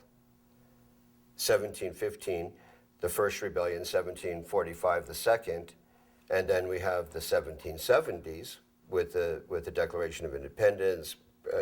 We have the Boston Tea Party, then we have the sort of prolonged war of independence, all brought about by these same people. So foundation stone, meaning this stone now is going to be placed here where the order will have its ultimate political fruition and success. Well, this is Helena Roerich, a painting of her, I believe by Nicholas, and she's bearing the white rose, which came to mean what you swear an oath of secrecy in relation to. And the Jacobites would swear sub rosa with a single white rose. Her left hand, hand and elbow, are right alongside of the casket. The symbology is extremely interesting. Just the bearing of the white rose alone is, to me, highly suggestive of what she felt to be a secret mission that was associated with this stone that they received. It seems clear that their secret mission had to do with creating a one-world order through the League of Nations and by supporting the New Deal, which both FDR and Henry Wallace believed was the new order of the ages. It was during FDR's administration that the National Archives building was completed, with the figure of what appears to be a perfected man carved upon it. The figure is called Destiny. With the word destiny used repeatedly by the key figures who influenced the dollar bill, FDR, Wallace, and Manly Hall, is it possible that they all believed the Stone of Destiny had come to America through Nicholas Roerich? But exactly what destiny they had in mind for America and the world must give us pause when we consider the full history of the stone. According to an ancient legend, the stone that fell from heaven is a jewel that was cut from the crown of Lucifer himself.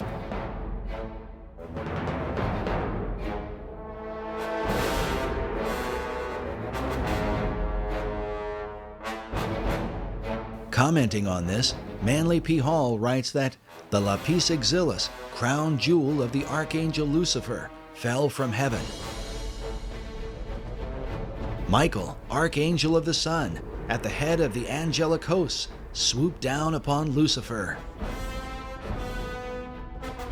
During the conflict, Michael with his sword struck the flashing lapis exilis from the coronet of his adversary, and the green stone fell into the dark and immeasurable abyss. Hall goes on to say that out of Lucifer's radiant gem was fashioned the Sangreal, or Holy Grail, from which Christ is said to have drunk at the Last Supper. This idea seems to be captured in this depiction of the Grail by Dante Gabriel Rossetti. Rossetti was a 19th century esoteric painter who is said to have influenced modern Rosicrucianism. He may well have been familiar with the ancient legend, since his Grail cup appears to be a dark emerald green, mounted in a golden frame.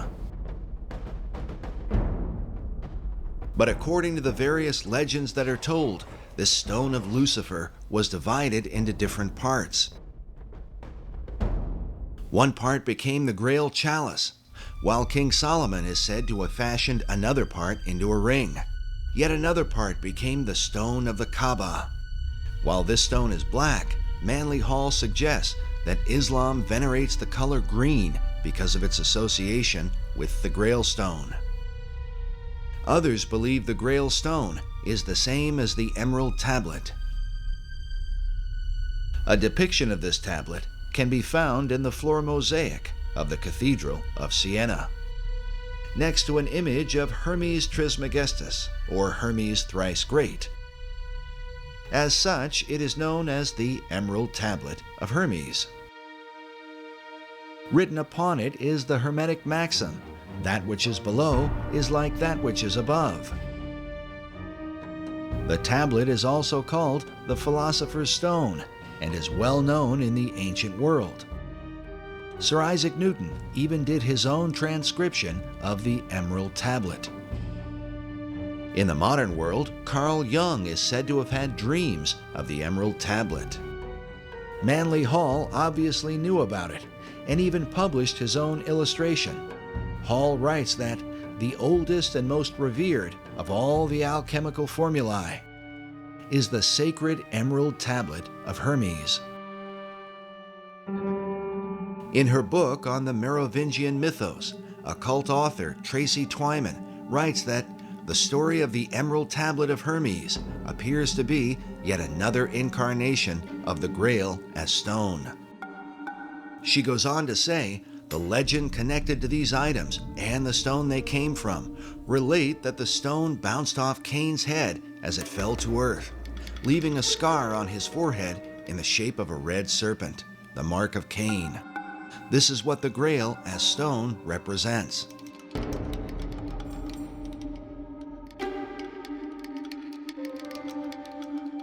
Meanwhile, Nicholas Roerich called his stone a Chintamani, an example of which is shown in this image of a Buddhist figure who holds a greenish Chintamani stone in his hand. While the legends of these stones vary and researchers often disagree, it is curious that both Roerich and Manly Hall use the same variant spelling of Eschenbach's term for the Grail stone. Eschenbach wrote lapsit exilis rather than lapis exilis.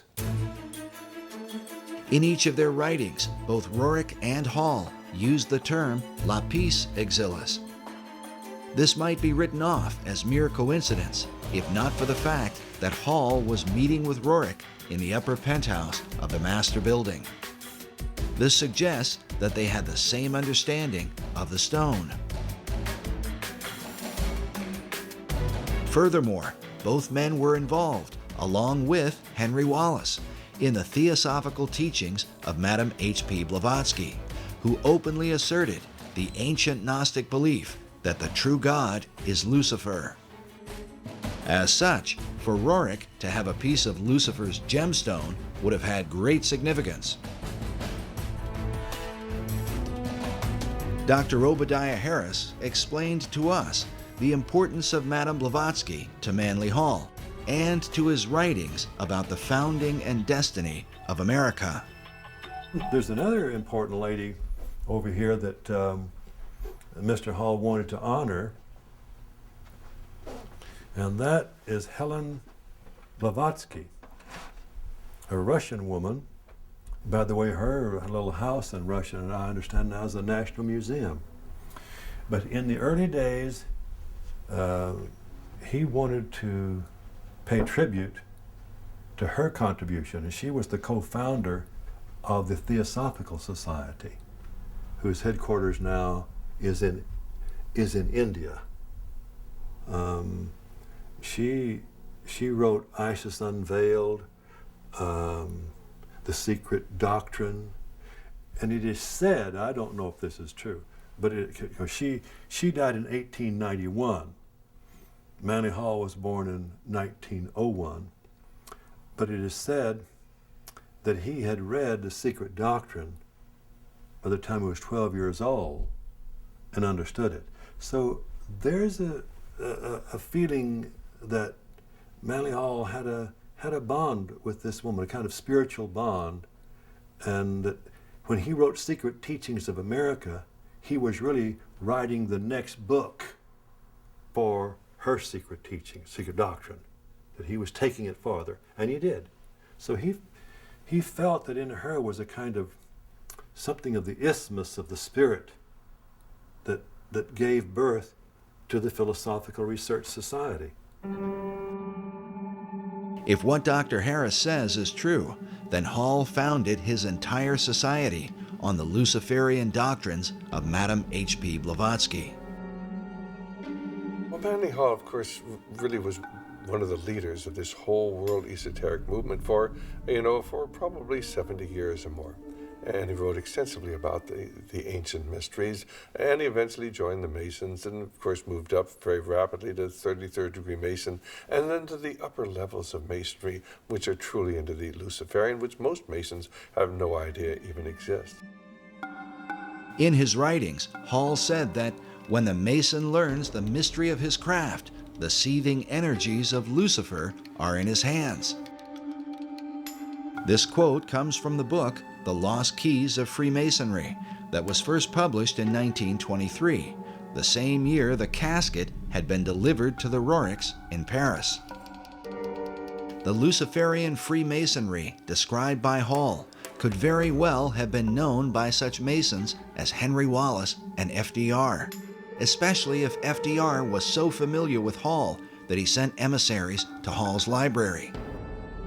Also consider that FDR's successor, Harry Truman, a fellow Mason, had Hall's books on his shelves. And certainly, Manly Hall's view of Lapis Exilis as the gemstone of Lucifer would not likely have escaped the attention of Nicholas Roerich.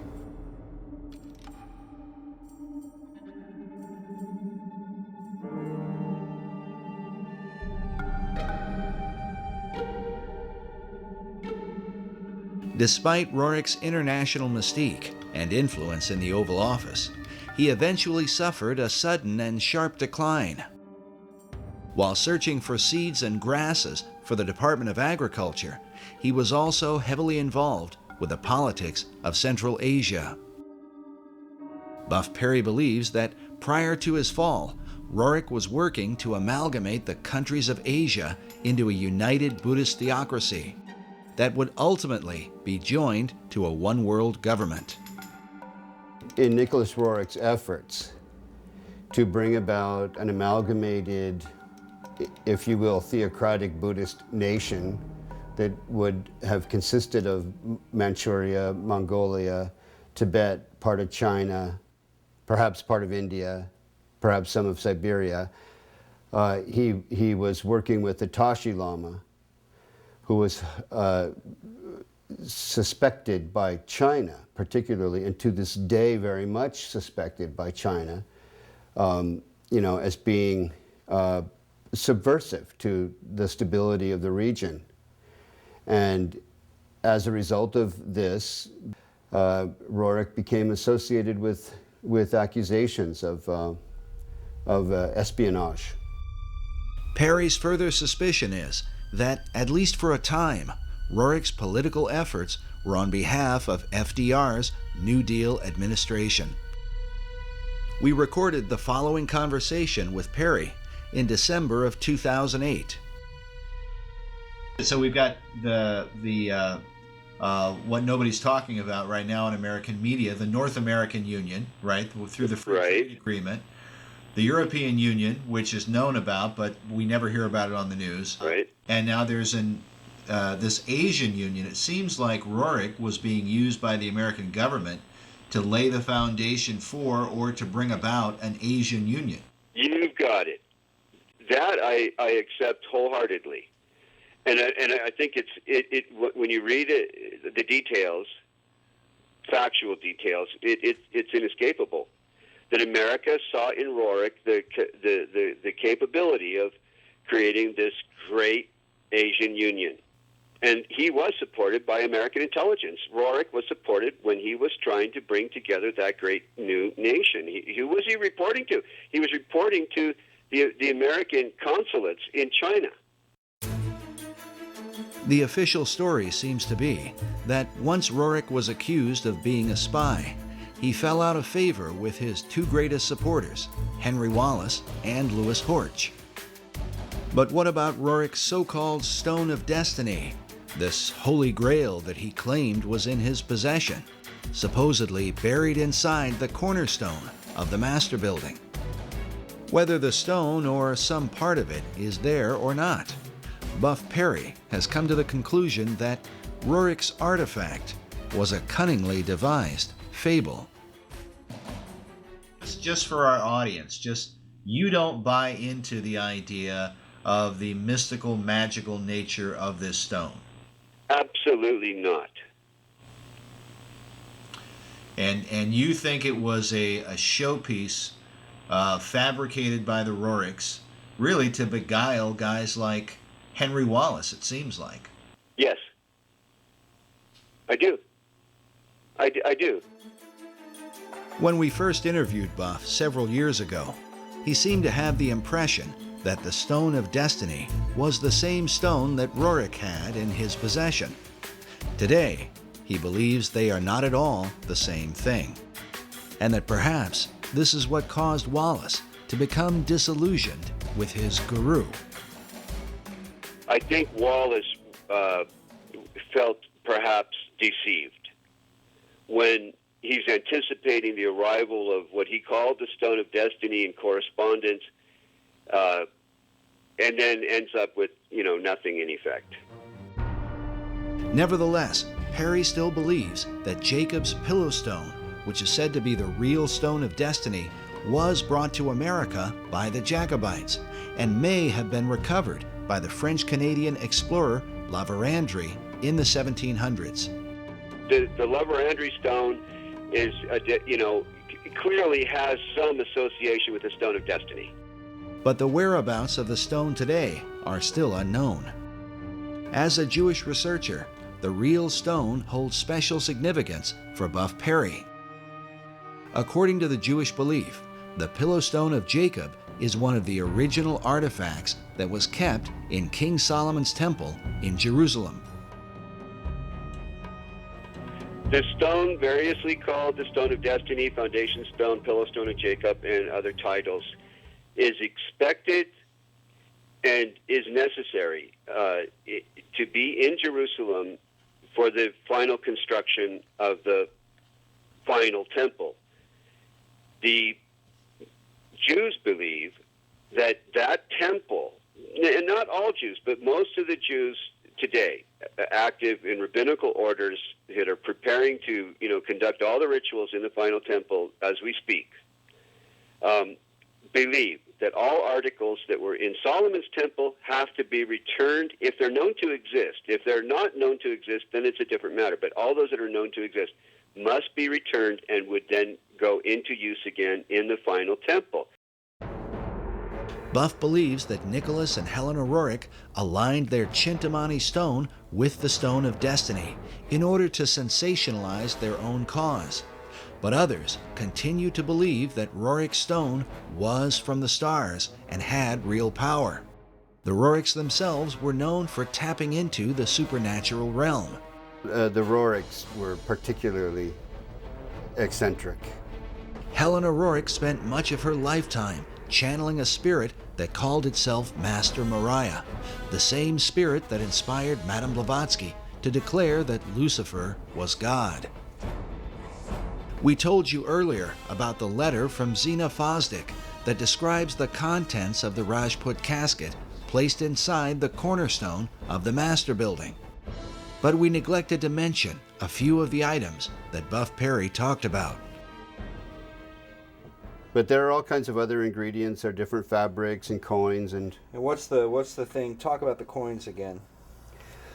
Well, these are in some cases coins that materialized out of what would be considered occultation, out of the other world, in different meetings and sessions that were held by the Roriks. And I'm not saying this off the cuff or because I heard it from someone else. These are recorded memoirs of Helena and Nicholas Roerich. And of course, many of the people who are into the New Age are into astral projection and in contact with these spirit beings. And there really are spirit beings out there. They refer to them as the Masters of Wisdom, or the Great White Brotherhood, or the Enlightened Ones. And they believe that they are guiding society. These are actually demonic forces and demonic beings. And of course, they can materialize and disappear. The average individual says, oh, that can't be true. And yet it is true. And when you talk to the people who are dealing with this, they come in contact with this many times. They have accessed this other dimension, which is truly a demonic dimension. And of course, tragically, it's becoming increasingly apparent here in America as we turn our back on God, and we're not really a secular society. We've gone from being a Christian society to a secular society, and now a society dominated by the occult forces, of which are intent upon ruling the world. If it's true that the Roriks were in contact with the spirit realm, is it then possible that these same powers could have somehow influenced the design of the dollar bill?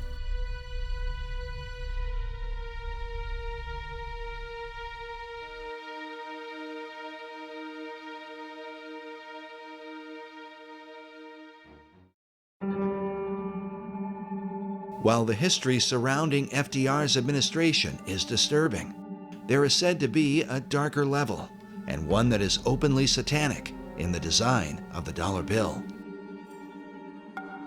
These allegations begin with a group founded in Bavaria in 1776, known as the Illuminati. The order was founded by a man named Adam Weishaupt, with the alleged purpose of perfecting society.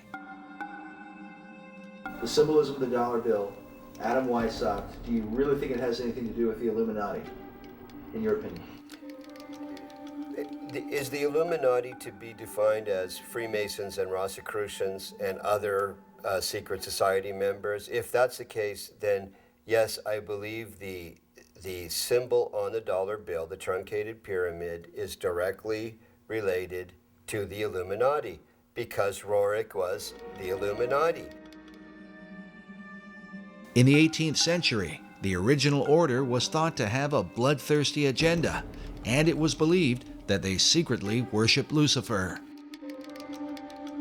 George Washington warned about the Illuminati in his letters, while Thomas Jefferson and Benjamin Franklin were thought to be members of its inner circle. Which brings us to our next speaker. He claims to have been raised in a modern Illuminati family that dates back to the 1700s. He says that, as a child, he was made to practice black magic and witchcraft. His name is Doc Marquis.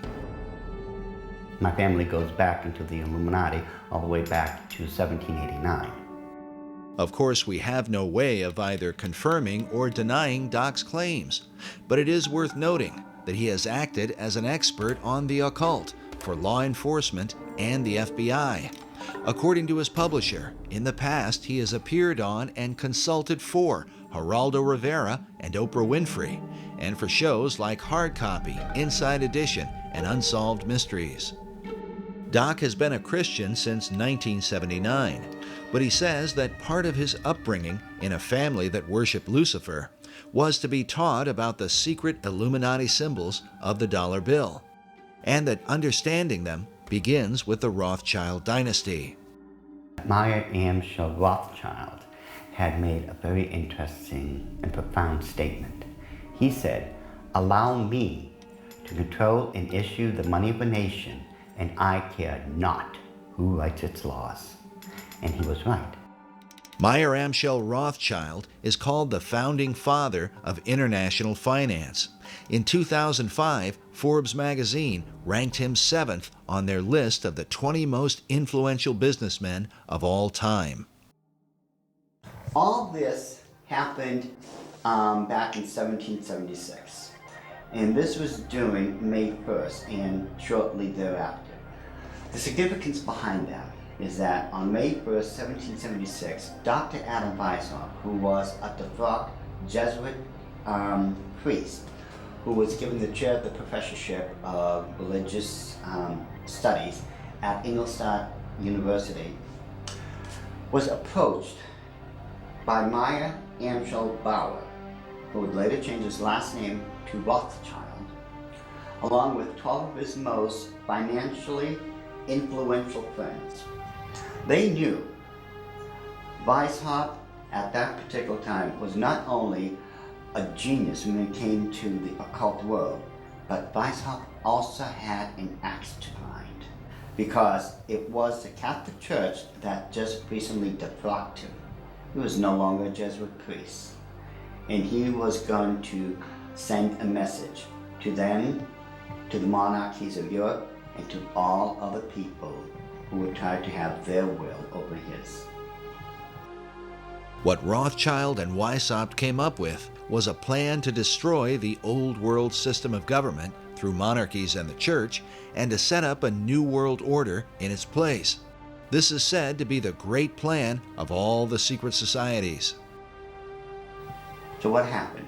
Meyer Amschel Bauer approached Weishaupt and basically told him, "We know you've got the occult knowledge and genius to put it all together. We've got the money. You do it, we'll back it." Just to paraphrase what really happened. So in 1773, Weishaupt started creating what had never been created before.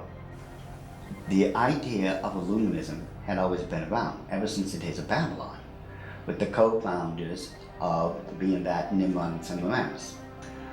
But no one had ever been able to actualize it. However, May 1st, 1776, the Order of the Illuminati had become a reality under the auspices of Dr. Adam Weishaupt. Now, like other nations, orders, countries and such, they have their two great seals.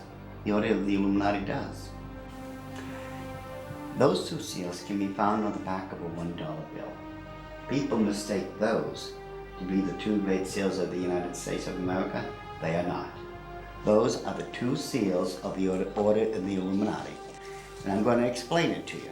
In order to understand the seal itself, we have to first take a look at every single thing that composites it.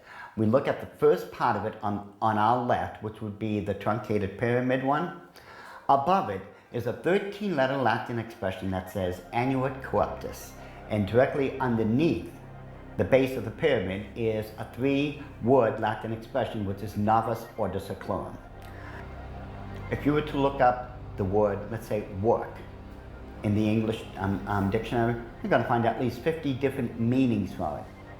It is the same thing in Latin. Different words have different meanings. They have more than one meaning. The word seclorum, one of the definitive meanings is secular. Something that is secular is of the world.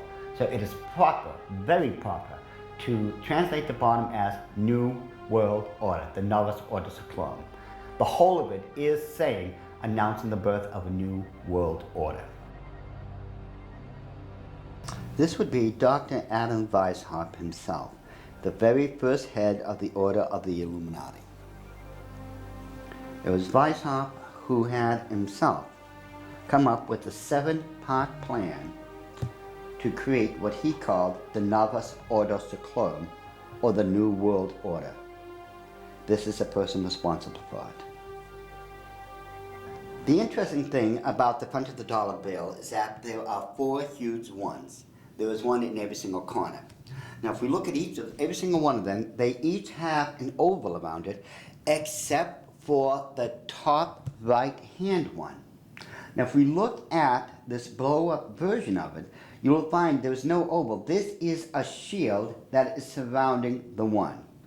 Now, the reason there was a shield here is because this is very similar to the original shield that was given to the Rothschild family when Baron Meyer Amschel Rothschild had become knighted in England and received the lordship. If we look across the top of this shield, all the way to the left-hand side, it drops down and forms a crescent moon. It's a crescent moon because it represents the female goddess in the occult world. At the bottom of that shield, of that lunar moon, you will see the owl. It is very obvious once you take a good look at that part of the crescent moon. And it is the same Illuminati owl that is being worshipped at the Bohemian Grove in California by those members of the Bohemian Grove, where presidents, premiers, kings and queens and heads of nations throughout this world have met. You can tell just by looking at this photo, that is a 40-foot owl. It is made out of oak, and that the worshippers are surrounding that fire pit around that altar, which is easily reflected in the lake around them. This is definitely the owl of the Illuminati. The rituals performed at the Bohemian Grove are occult and idolatrous. One of them, called the cremation of care, is supposed to be a mock human sacrifice, though some suggest that real killings take place. When President Nixon was there, he commented about the extreme homosexual environment at this all-male boys' club. Among other powerful American leaders who have been spotted at the Grove are Ronald Reagan, Dwight Eisenhower, Jimmy Carter, Newt Gingrich, and George Bush Jr. and Sr. Now when we take a look at the O, it is actually, occultically speaking, the shape of the Ouroboros, the snake that's going around in a circle, devouring itself. This O is actually the eye in this lady's face that they want to look at. This is the O. Now, what's in the center of this O? You take a good look. It is the exact same owl of the Illuminati that we saw on the back of the $1 bill. So the question then becomes, who owns L'Oreal? But the owl seems to be a major symbol for the secret societies, as they are found repeatedly inside government buildings in Washington, D.C. And a giant owl figure is even seen in the street design, with the United States Capitol in the midst of it.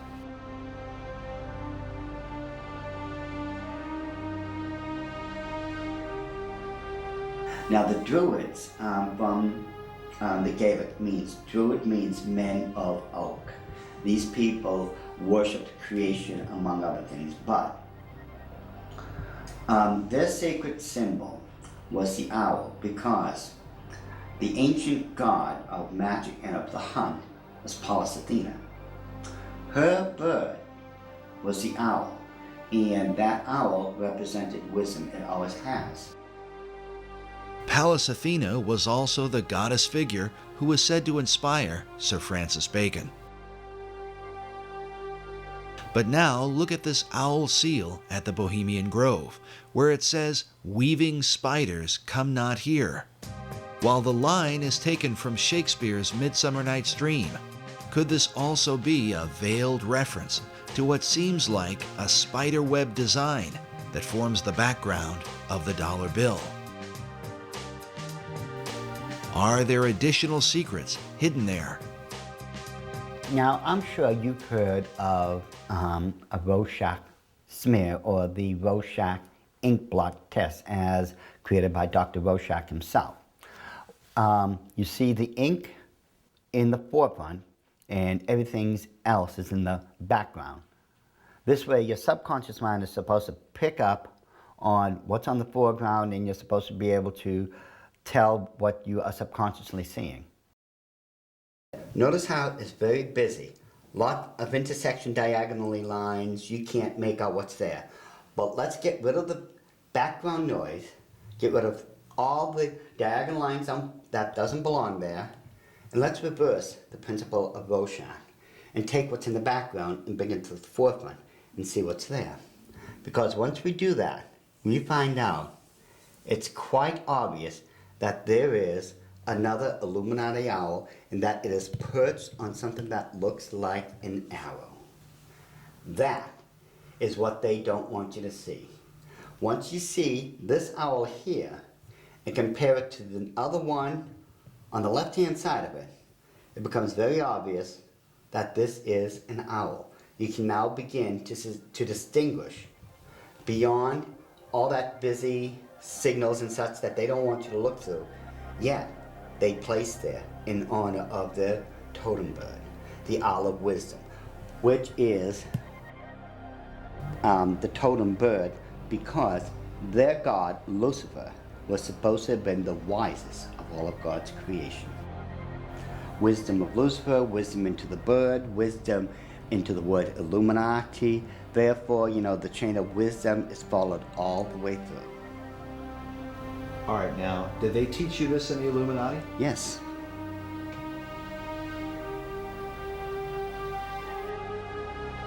Well, I want you to understand that the first symbol is known as a pentalpha, from the Greek word for five, pente.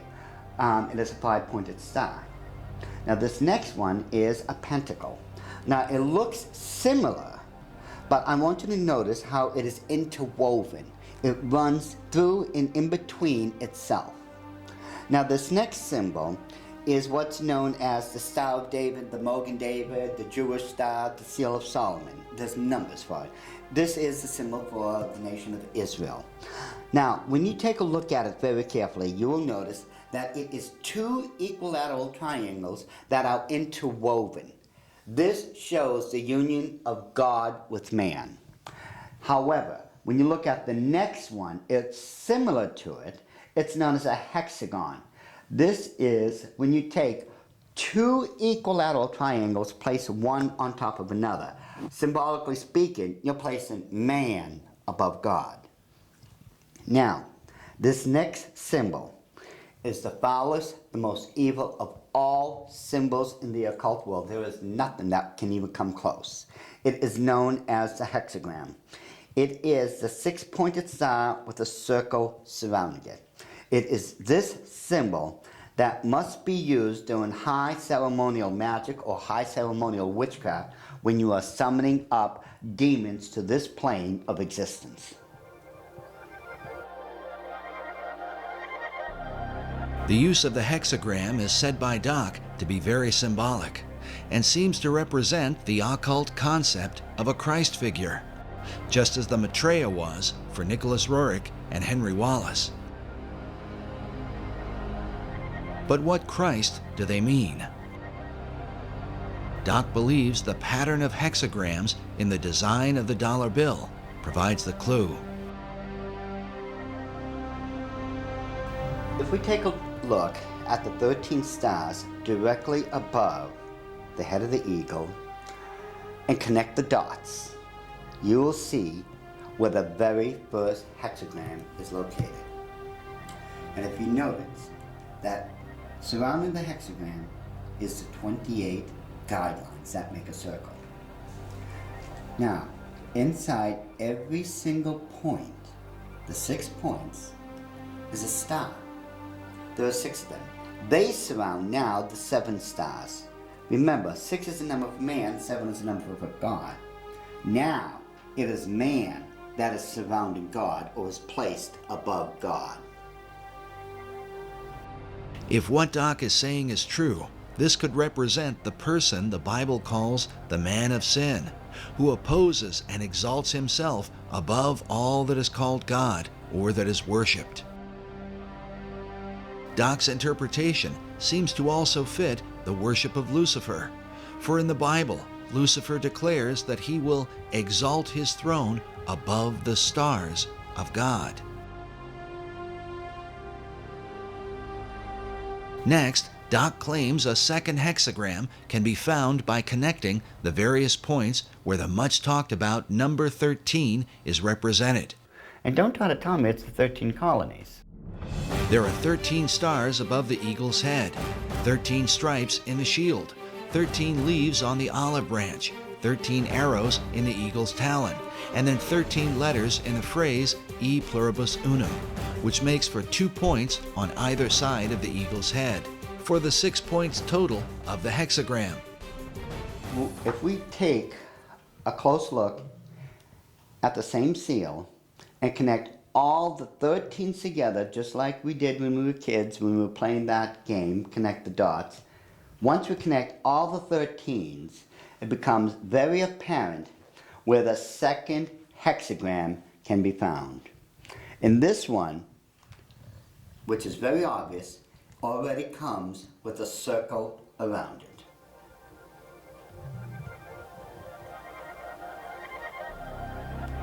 So this is the second hexagram here in figure 2.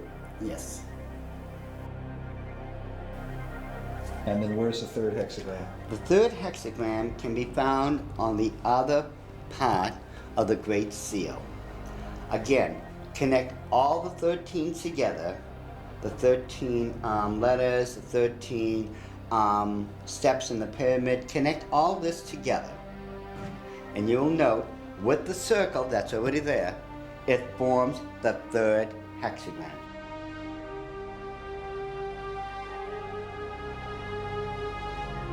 In other words, a 6, a 6, and a 6. A 6, 6, 6. Doc has deciphered a code that, if there, would glorify Lucifer's Messiah, whom the Bible calls the beast or Antichrist. In the book of Revelation, it reads, "Here is wisdom. Let him that hath understanding count the number of the beast, for it is the number of a man, and his number is 666." Could there really be 3 6-pointed hexagrams on the dollar bill? Once we start at the base of the pyramid, which is the foundation of all things, and follow the design of the hexagram itself, you're going to find out something very startling. We go from the M and follow the symbol all the way up to the A. The A cuts directly underneath the eye of Lucifer all the way to the S. The S connects all the way down. It goes in between the V and the I and connects all the way to the O. And following the symbol, the O connects up and over along the symbol of the hexagram to the word N. In perfect sequence, it's M-A-S-O-N, Mason. It's not what a lot of other people have espoused, that the symbol connects down to the M in seclorum and that the word is an anagram or something like that. Those people who are doing that obviously don't know what they're talking about, or they don't know how to plagiarize me correctly. Because the order of the Illuminati have stated and always will state, this is perfectly spelled out to be M-A-S-O-N, Mason. This points conclusively that the Masons have been involved in the order of the Illuminati. This was back during the Council of Wilhelmsbad, which would have been July 16, 1782.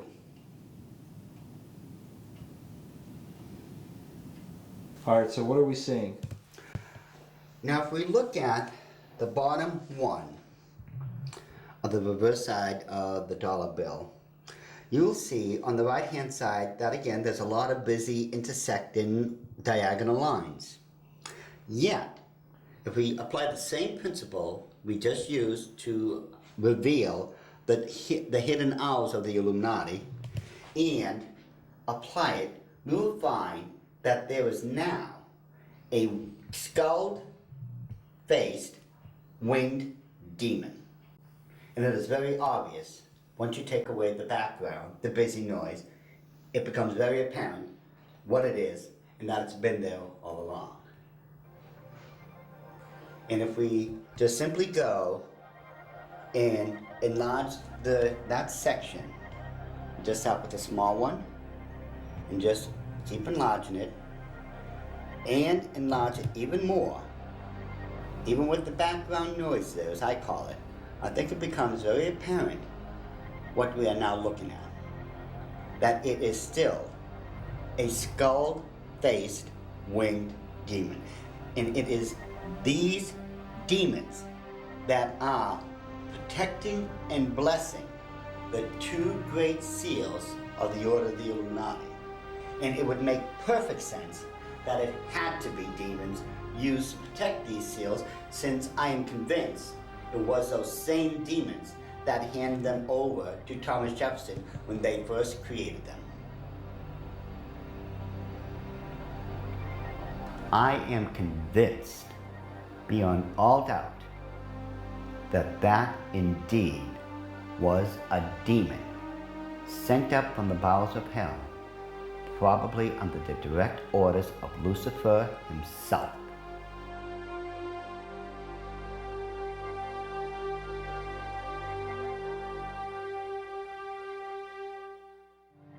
Doc Marquis makes it clear that he is no longer involved in the occult, and that since becoming a Christian, he has dedicated himself to warning others about the activities of the secret societies that worship Lucifer. I've been doing this now since the late 70s when I first left the Order of the Illuminati, and that's when at that point, I had become a born-again Christian. At that time, I realized what I had been doing all along. Maybe in my own way of trying to make up for what I had done, and I've done a lot of heinous things in this life, I begin to wonder if I'm not trying to make up or atone for some of those things I had done. And I know in my heart of hearts that as a born-again child of the King, my sins have already been bought and paid for. But still, there's just that part of me that still feels so guilty about everything I've done. So it could be in my own way, and I'm somewhat convinced that in my own way, I'm still trying to make up for all those crimes I was guilty of when I was in the Illuminati. Doc makes it clear that he believes demonic forces were behind the design of the dollar bill and are working through secret societies. One of them is the Order of the Eastern Star, the female chapter of Freemasonry, whose icon is an inverted pentagram, a symbol associated with the satanic goat of Mendes. Ed Decker told us a story about a woman he once counseled who was involved in this society. I got a call one day after I had published a book on it, and a little book called The Question of Freemasonry. And in that book, I had, on one page, is the actual goat of Mendes. The goat of Mendes is a very significant symbol, since it was designed by 19th century French magician Eliphas Levi, without question the most influential occultist of the last 200 years. In his books, Levi glorified Lucifer and Satan, and his writings were quoted extensively by every major occult leader, including Albert Pike, Madame H.P. Blavatsky, and Manly P. Hall. Now listen carefully to Ed Decker's story. I got a call from someplace back in Pennsylvania, New Jersey, and this is years ago. And a lady called me up and she said, "I want to talk to you." She said, "I received a copy of your book. I am the head of the Eastern Star for my state." And she said, "Every time I go to another area of the state to do the induction of the leadership of the local chapters of the Eastern Star, I have these bad dreams, and it's like this demon comes in and attacks me in my bedroom, and it's this evil, evil thing. And it was beginning to bother me, and someone mentioned to me that, you know, the Masons and the stuff that they do isn't really godly. You might want to study it a little bit. She said, so she told me that she went to a Christian bookstore and asked them if they had anything on the Eastern Star or Freemasonry. And the lady said, you know, in the mail, I had just gotten this booklet. It's called The Question of Freemasonry by this guy, Ed Decker. And she said, I opened the book, I opened it up to the page, it just opened to the page that you have the goat of Mindy's on there. And I looked at that, and that's the demon that's been coming into my room and attacking me when I'm going around the state and doing the inductions of the ladies of the Eastern Star. She said, I ran down 3 blocks to my husband's office, left my car right in the parking lot of the Christian bookstore, ran down there, got my husband out of his, I think he was an insurance agent or something, and said, look at this.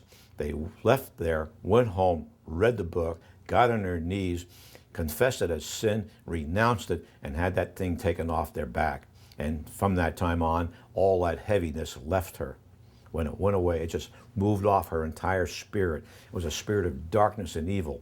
And it was the goat of Mindy's, the same thing that's on the Medal of Honor, the same thing that's built into the Capitol and the Mall and the White House, built in there. It's the same evil spirit.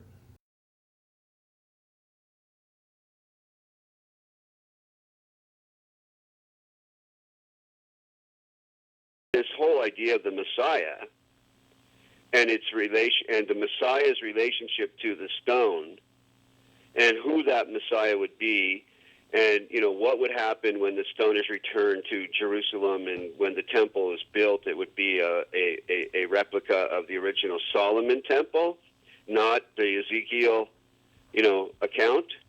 Which is what most Jews believe, the Ezekiel account. No Jews believe that the Solomon's temple is going to be rebuilt in that architectural style.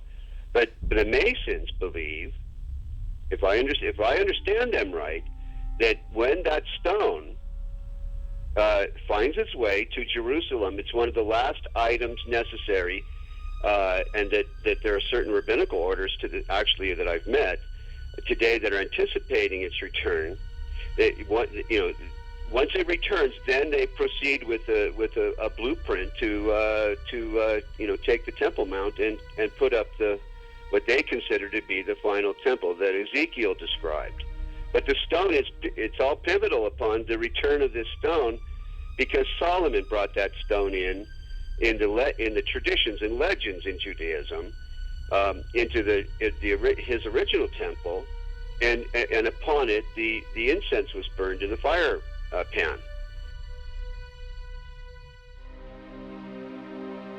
According to Masonic author David Oveson, the word dollar comes from the German word Taler. While there are many Taler designs, one in particular is mentioned, with the image of Jesus Christ crucified on one side, while the reverse bears the image of a serpent on a cross and a reference to the book of Numbers from the Old Testament. In this account, the children of Israel had complained against God. The scripture says, "And the Lord sent fiery serpents among the people, and they bit the people, and much of the people of Israel died." When they repented, God commanded Moses to erect a bronze serpent upon a pole, saying that everyone that is bitten, when he looketh upon it, shall live. In the New Testament, Jesus made reference to the bronze serpent as a picture of his crucifixion. He said, "As Moses lifted up the serpent in the wilderness, even so must the Son of Man be lifted up, that whosoever believeth in him should not perish, but have eternal life." Some believe that the serpent cross is the original inspiration for the American dollar sign today. While the image of the bronze serpent holds a very particular meaning for Christianity, David Oveson explains that Kabbalists and alchemists find an interesting parallel in the Hebrew gematria. The Hebrew word for the serpent of Moses is Nakash, which means the shining one. The numerical gematria for Nakash is 358. This is also the numerical equivalent for the Hebrew word Mashiach, or Messiah. Ovison claims that these numerical equivalents allowed magicians to draw a connection between the brazen or bronze serpent and the Messiah. But exactly what Messiah do they mean? The phrase e pluribus unum, or out of many, one, appears in the banner held in the mouth of the American eagle. The word one appears a total of 7 times on the dollar bill. Ovison writes, in magical numerology, the number 7 is regarded with a special veneration. Certain texts that deal with the meanings of numbers insist that 7 stands for the complete temple. The temple he refers to is the ancient temple of God, built by King Solomon in the city of Jerusalem. Ovison goes on to say that the concept of a complete temple is symbolized by the unfinished pyramid of the Great Seal, where the symbol of a Messiah figure is also shown with the all-seeing eye, representing the capstone that will one day complete the pyramid. In other words, when the Messiah emerges, then will the temple be complete. But just who this Messiah will be is the subject of intense debate, and the clues to his identity are said to be related to the temple itself. The site of Solomon's original temple at the Temple Mount in Jerusalem is still considered a sacred and holy place. Buildings are sacred in religions.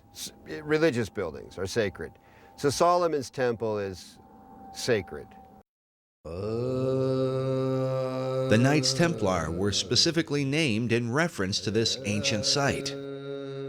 They were known as the Poor Knights of Christ and of the Temple of Solomon. The Knights Templar lived on the Temple Mount. Today, the Temple Mount has on it the Dome of the Rock and Al-Aqsa Mosque. The Knights Templar had their headquarters in Al-Aqsa Mosque when they were there. So the association between this arcane direction and tradition in Europe with the Knights Templar and the temple of the Temple Mount is direct. The sacred nature of the temple was handed down from the Templars to the Freemasons, who are said to have originated from the ancient knights. Masonic philosopher Albert Pike wrote that every Masonic lodge is a temple of religion. Another Masonic philosopher, Albert Mackey, wrote that of all the objects which constitute the Masonic science of symbolism, the most important, the most cherished by the Mason, and by far the most significant, is the Temple of Jerusalem. The spiritualizing of the temple is the first, the most prominent, and the most pervading of all the symbols of Freemasonry. Take from Freemasonry its dependence on the temple, and the system itself would at once decay and die. According to David Ovison, who is himself a Freemason, the dream of a rebuilt temple in Jerusalem is the true symbolism of the unfinished pyramid on the back of the dollar bill. But is it merely a coincidence that these symbols would end up on the foundation of America's currency? Is there a further connection with Solomon's temple and the mysterious Knights Templar? The Templars were there on the Mount. They lived on the Mount. So they were living a dream. And the dream is the same dream Christopher Columbus had and wrote about extensively in returning to Jerusalem with the gold from the Americas to build the temple. Was this the true purpose of Columbus's voyage, to finance the rebuilding of Solomon's temple? And was this desire handed down from the Templars to Columbus to modern Masonry? As we have shown before, the ships of Columbus sailed with a red cross on a white background, the symbol of the Knights Templar. But despite the interest of Templars and Freemasons, the original temple begins with the Jewish people. The temple was critical to Judaism. It was the heart of Judaism. The first Jewish temple, built by King Solomon, was destroyed by the Babylonians in 587 BC. The temple became a necessity for the existence of Judaism. So when it was destroyed, the longing for another temple in the Babylonian exile was, primary. The foundation for a second temple was laid by Zerubbabel when the first Jews returned from their captivity in ancient Babylon. First thing, when Jews are able to return, they build a temple. There's Zerubbabel and Ezra and Nehemiah come together. There's a temple built. It's added on to over the centuries until you end up with Herod's temple. This second temple was in existence during the time of Christ and the apostles. But it would also be destroyed, a terrible event that Jesus himself had prophesied. The scripture says that the disciples came to show Jesus the buildings of the temple, and Jesus said unto them, See ye not all of these things? Verily I say unto you, there shall not be left here one stone upon another that shall not be thrown down. And when ye shall see Jerusalem compassed with armies, then know that its desolation is nigh. And so it came to pass that the second temple was destroyed with the fall of Jerusalem in 70 AD. Yet in the aftermath of its terrible destruction would emerge the dream for a third temple, and what some believe will be the final temple of all time. This arcane connection to Freemasonry has its roots in the longing for the temple, the longing for the final temple, for the ultimate temple where Hagoyim, where non-Jews pray with Jews, as the old books, the last old books of the Old Testament predict will happen. When does that temple get built? The idea of a final temple is shared both by Jewish leaders and the Freemasons. Yet the two groups disagree on exactly what the final temple would be. There is a common history here and a common longing. They'll never end up with the same temple. Jewish wishes for the final temple really don't resemble what Masons want to have built on the Temple Mount, which is a replica of Solomon's temple. With their mysterious rituals and secret practices, the Masons are often accused of intoxicating the world, making it drunk with ideas of a new age and a new world order, all of which are engineered toward the fulfillment of the new Atlantis envisioned by Sir Francis Bacon. Could it be that this is what lies behind the concept of a third and final temple? It, to me, makes perfect sense that the new Atlantis, as understood in the Baconian tradition, involves the final temple, the spiritual headquarters, if you will, of the new Atlantis. The idea of that temple is central to Freemasonry, the Knights Templar, and of this there is no doubt. They've all expressed it. All these arcane societies have let it be known that this is really ultimately a central goal. They seem to all gravitate toward there being a temple, a need for a temple, except Orthodox Muslims who say, no, we're the last religion. These buildings are fine, thank you very much. Become a Muslim and you can pray in them and hang out on the Temple Mount, which is not going to happen. So that leads to a pretty ugly likelihood. If people who want a temple get their way, there's going to be a bloodbath there. Also, I believe it's spiritual because Satan has always desired God's place. That's why in Masonry you have Jebulon right there on the altar, Baal, the ruler of demons in the Masonic altar. And Masons are generally, obviously, being deceived. However, right there on the Temple Mount in Israel, you have the Dome of the Rock and the Golden Dome, the Black Dome. And within these domes you have statements right there on Israel's Temple Mount, statements that Allah is God and Allah has no, or God has no son, and Muhammad's his prophet, a denial of the true God and his son, Jesus Christ. And again, that's what 1 John identifies as being the spirit of Antichrist, those that deny the Father and the Son, 1 John chapter 2. And that's a harbinger of the ultimate Antichrist to come, who's going to sit in the temple of God, showing himself that he is God. So isn't it interesting? Here we have Benjamin Krim speaking of a coming Maitreya, who will rule as the coming Imam Mahdi of Islam. Of course, he can't really rule, and there can't be world peace unless the Jews, in his mind, are annihilated. And by the way, according to Muslim teachings in the Hadiths, when the Imam Mahdi comes, or when the Messiah comes, he will destroy the Jews and the people of the cross. So all of this stuff, incredibly, it fits together just too well. But praise God, because from my perspective as a Christian, Jesus Christ said, when you see these things beginning to take place, lift up your head, for redemption is drawing near. And I believe these are signs that Jesus Christ is coming again. And when he does come, he will defeat the Antichrist, and every knee will bow, and every tongue confess, including Benjamin Krim, including the leaders of Iran and Hezbollah and so forth. Whether it's in heaven or on earth or in hell, every knee will bow, declaring that Jesus Christ is Lord in the end. And what will all these things mean for the future destiny of America? According to David Oveson, it was Manly Hall who influenced the placement of 72 stones on the Great Pyramid of the dollar bill, since the number 72 is said to be a magical number in the occult.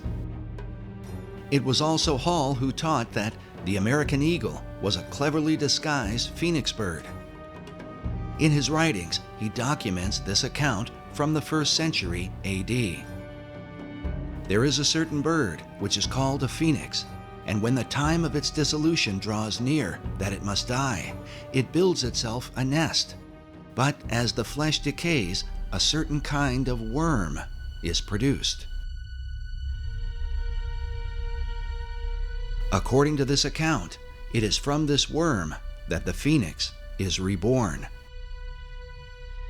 This concept of a phoenix worm in its nest seems to be represented at the top of this column on a building found in Europe.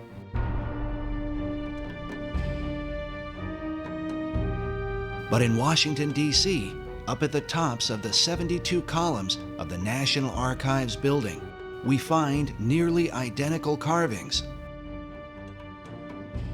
all perched beneath the throne of destiny itself. Could this somehow be a veiled reference to the secret destiny of America? Watching the strength of the American dollar decline, we consider America's founder, George Washington. Around his image on the face of the dollar is said to be an omega symbol, signifying the end. But what end? Many researchers have come to believe that the plan of these Luciferian societies is that, like the phoenix of old, the America that we know will ultimately be destroyed, and that from her ashes will be born a new world order.